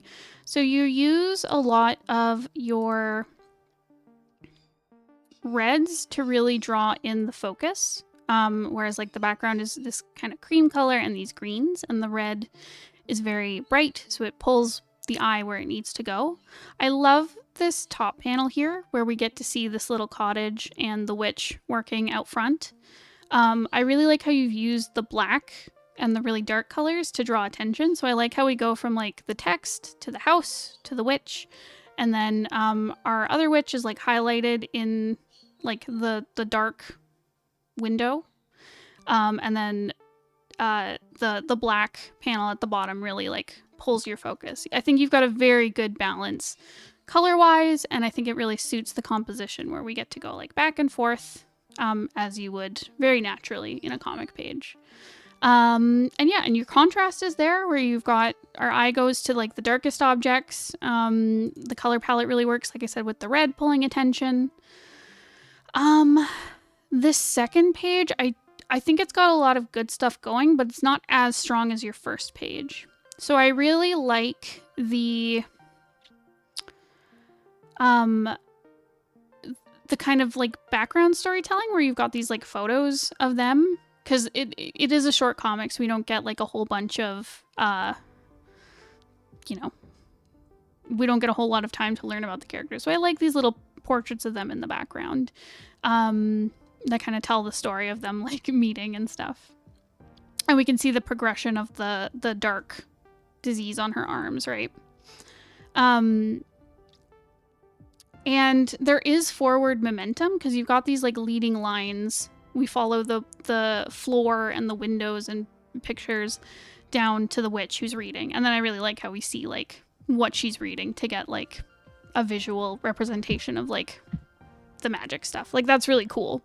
I think though there's something missing here. Like right here where there's this big patch of like negative space. There's nothing going on here. It needs something. It could mean, I don't know, you might need to draw in some details here. This could be a place for text if you have additional text you could bring in. For example, you could take this first sentence. So like as the disease progresses, limbs will begin to turn darker in color. You could move that right here, and I think that would fill that space. And then the second part of the description could like go with this, the diagram of like the disease progressing. But yeah, this is just missing something, but otherwise there's pretty good flow to it. And then back at this, you got the flow again. I like how we get a better look at the photos. Like that's really cute. I think it, again, highlights their relationship together. Even though it's a short comic, we don't get a lot of time with them. And there's very good kind of crisscross dynamic going back and forth between the different pieces. The only thing I would be careful with is this panel here where she's reading the book. Because it's similar, like it doesn't have the frame because these have picture frames, right? And we've seen them in the last panel. So we can interpret these are photos. I think just because this panel is the same size-ish as these, it reads as like another photo and not a panel. So possibly you could fix that by maybe elongating it. So maybe it goes off the side or changing the shape of it or the size of it. Just something to differentiate it a little bit more. You could even do what you did in the first panel where it has a very dark background and then it would stand out quite a bit. But that's hard because I know you probably want to use the black on the red-haired witch's hands to show like the progression that they've gotten really dark. So I don't know. You'd have to play around with that and see what you like. But there's really great flow. I like how we read the words. We go to the first two pictures. We go down to this panel. We go down to the witch looking at the flowers, and then we see her hands. And like that is just such a nice little zigzag, great page flow, great storytelling. Yeah, compositionally, these look great with some minor nitpicks. So Mouth, I know you're not here, but if you do have questions, please let me know. Let me know your questions, and I will answer them on the Discord. Sorry, I don't know why I whispered. It made it weird. Anyways, let me know. Let me know. So finally, I will go to Ink, who, again, I don't know if you're here, but when you see this, please let me know if you have questions, and I will happily answer them. Okay. So, you have some more designs that you've been working on. I remember seeing these characters before. Okay, so reworks of designs for you to check out. You've seen these a couple times. Looking to see if their designs are more clear. Okay, and you gave me their previous designs as reference. Oh no, sorry, it's close-ups of them. Never mind. Okay, 1, what vibe do they give off? 2, how does the shape language look? And 3, do the designs feel cohesive between the trio? And 4, do the colors feel cohesive? Okay, so the vibes, it's hard to say because I've seen these characters, so I know what you're going for with them, so I don't know how great my interpretation is. It's a lot easier when, like, I don't know them. But just looking at them, so Relic, in just 3 pages, mouth makes you cry. You'll have to see. You'll have to read the whole comic, Kuroe. I know, that comic is so sad. Mouth, how could you do this to us? Anyways, Ink. So for Relic, I feel like with these visuals, she feels very like no thoughts, empty head, but very like confident. Like she's got this like bravado to her expression and her stance where she's like, haha, I'm so cool and strong, and then just like has no clue what's going on. Yeah, I know from previous descriptions, I think she's supposed to be kind of like sweet. She looks a little bit more smug in this one. I don't know if that's what you want to come through, but she looks a little bit smug and like foolhardy. For Abo, he looks very doubtful of himself. He looks very shy. He looks like a soft boy to me. Where he looks like he's trying to make friends. And I'm sure he's like very fun once you once he warms up to you, but he seems very shy. That's the vibe I'm getting. And then Nira looks like she's gonna stab me in the throat. She's kind of scary, okay? She looks like she hasn't slept in a while and she hasn't had her coffee and she's gonna stab you in the throat. That is the vibe I get. I like her expression a lot. That's the thing. What I'm noticing here from previous designs I've seen, their facial expressions are giving a lot of characterization. And I think it just comes from like little things like the way you've drawn the eyes, to like their eyebrows, just little small changes to the expression that really like are giving a lot of information. It's interesting. So that's the vibes. The shape language. For Relic, again, there's this very kind of like rectangle diamond kind of thing going on, but there's also these very like teardrop shapes as well. Which will also make you clean the knife and blame you for getting it dirty. Correct. Nira is like that. It's very problematic. No one wants to be her friend. But deep down, she's a sweetheart. You just gotta... I can change her. Anyways. So for Relic, she has a very, like... it's hard. I feel like the shapes are there. But I also don't know. Because, like, she's got this very, like, round, square, sturdy vibe. Which I kind of feel with, like... The thing is, like, she's got these, like, diamond shapes going through. She's got these, like, kind of teardrop shapes going. There's, like, this flowy, teardroppy kind of vibe with her hair. I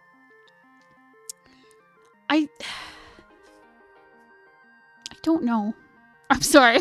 I'm being useless. I don't know. Like, the shapes are there. And I think they work.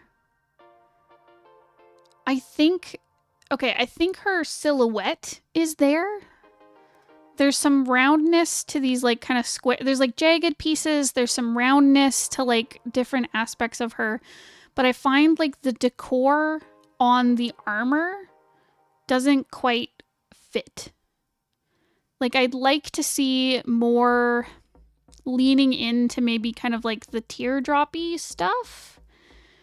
I think part of it, like the armor feels very plain. Like, one thing I really enjoy, I like this kind of like the neck piece where she's got these kind of like diamond shapes here. And then I love this little kind of like swoopy outline to it. Like, that's awesome. That really works.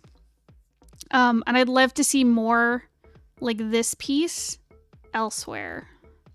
Because right now, I think what's happening for me is like, shape-wise, her silhouette is great, but I think the decorations on her, they feel a little stuck on. They don't feel integrated into the rest of the design.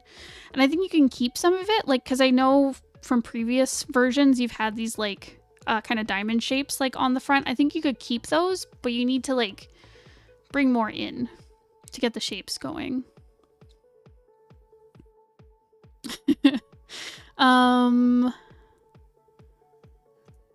So shapes for Abo.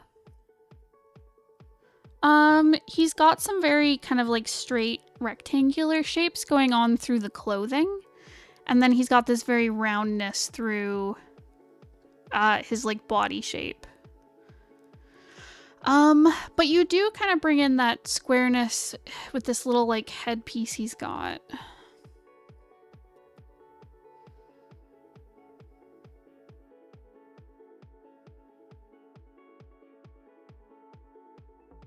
I think it works. I think the details on him are working well.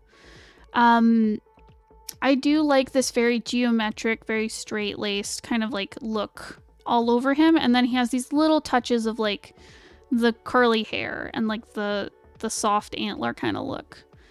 I think I'd like to see just like a little bit more poking through somehow. Because like I like how we see his legs, you see the fur. I like how with his face there's like the roundness. And it feels like it's being like covered up by these more kind of square shapes going on. I'd like to see just like one... Because I think things feel really good when they're in threes in a design. So anywhere you can bring like an echo of three can feel very satisfying to look at. So I feel like we need one more piece of that like organicness that we see with like the furry legs and the face area. It needs to be somewhere. I don't know if it's like a piece of clothing or an accessory or something. I don't know. It doesn't have to be like his shirt is open and we can see like fur on his chest or something, but we need something to really get it together. Bring it home. And then for Nira,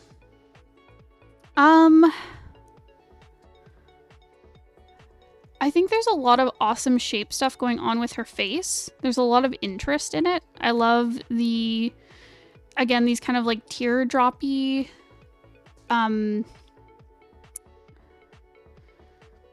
of like crescent shapes going through. Like you can see it with her hair, with like the shape of her ears. There's little bits of it, like her shoulder piece and her arm braces.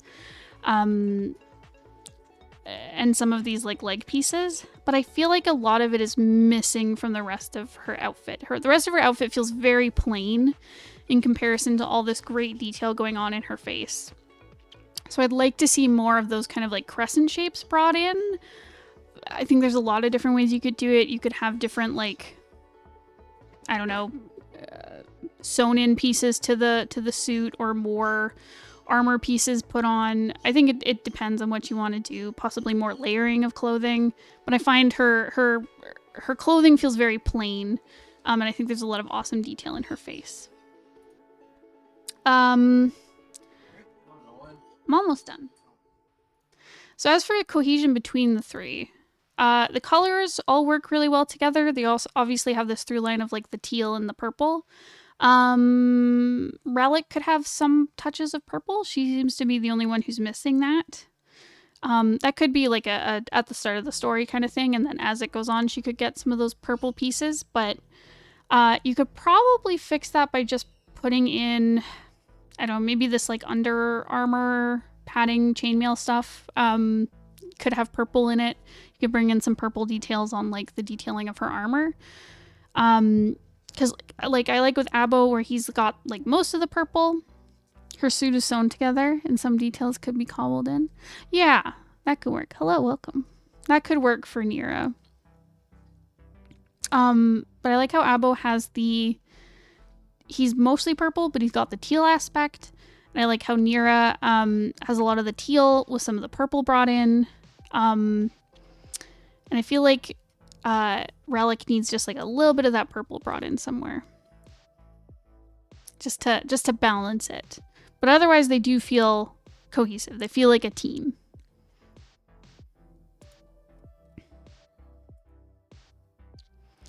Yeah, so I think that answers the last two questions of if they feel cohesive and if the colors are cohesive.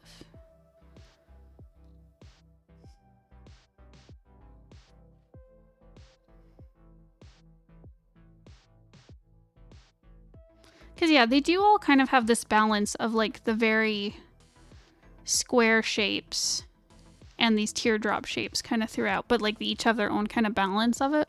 It's interesting. I think shape-wise they work, too, while also being very distinct from each other. So, Ink, I think you've caught, like, the end of my critique. But if you do have any questions... You may have to scrub back and watch, but I'm actually about to sign off. So, do you have any questions right now that I can answer? If not, you can also message me on Discord. One thing that isn't evident in the base design, the neck piece for Relic expands into a mask armor piece. Oh, that's cool. I like that. I like that detail. Keep it.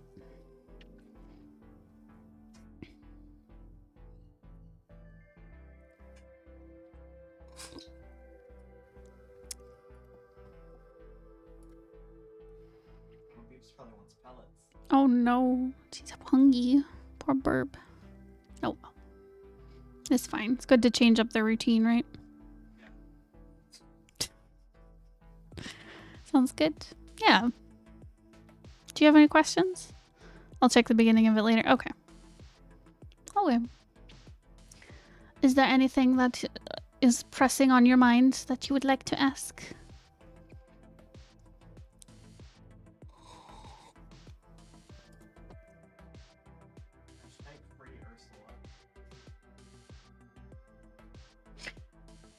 No. No free. Only stream. Free hard.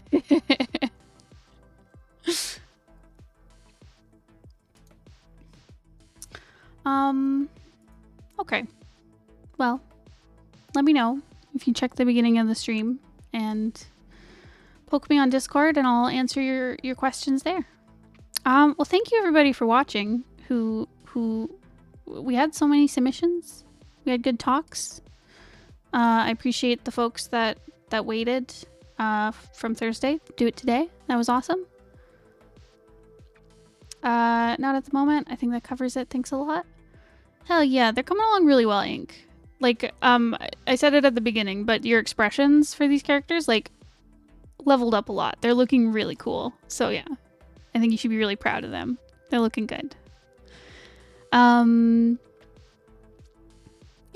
so that's it. I'm gonna leave and feed the bird. And, yeah, everyone take care.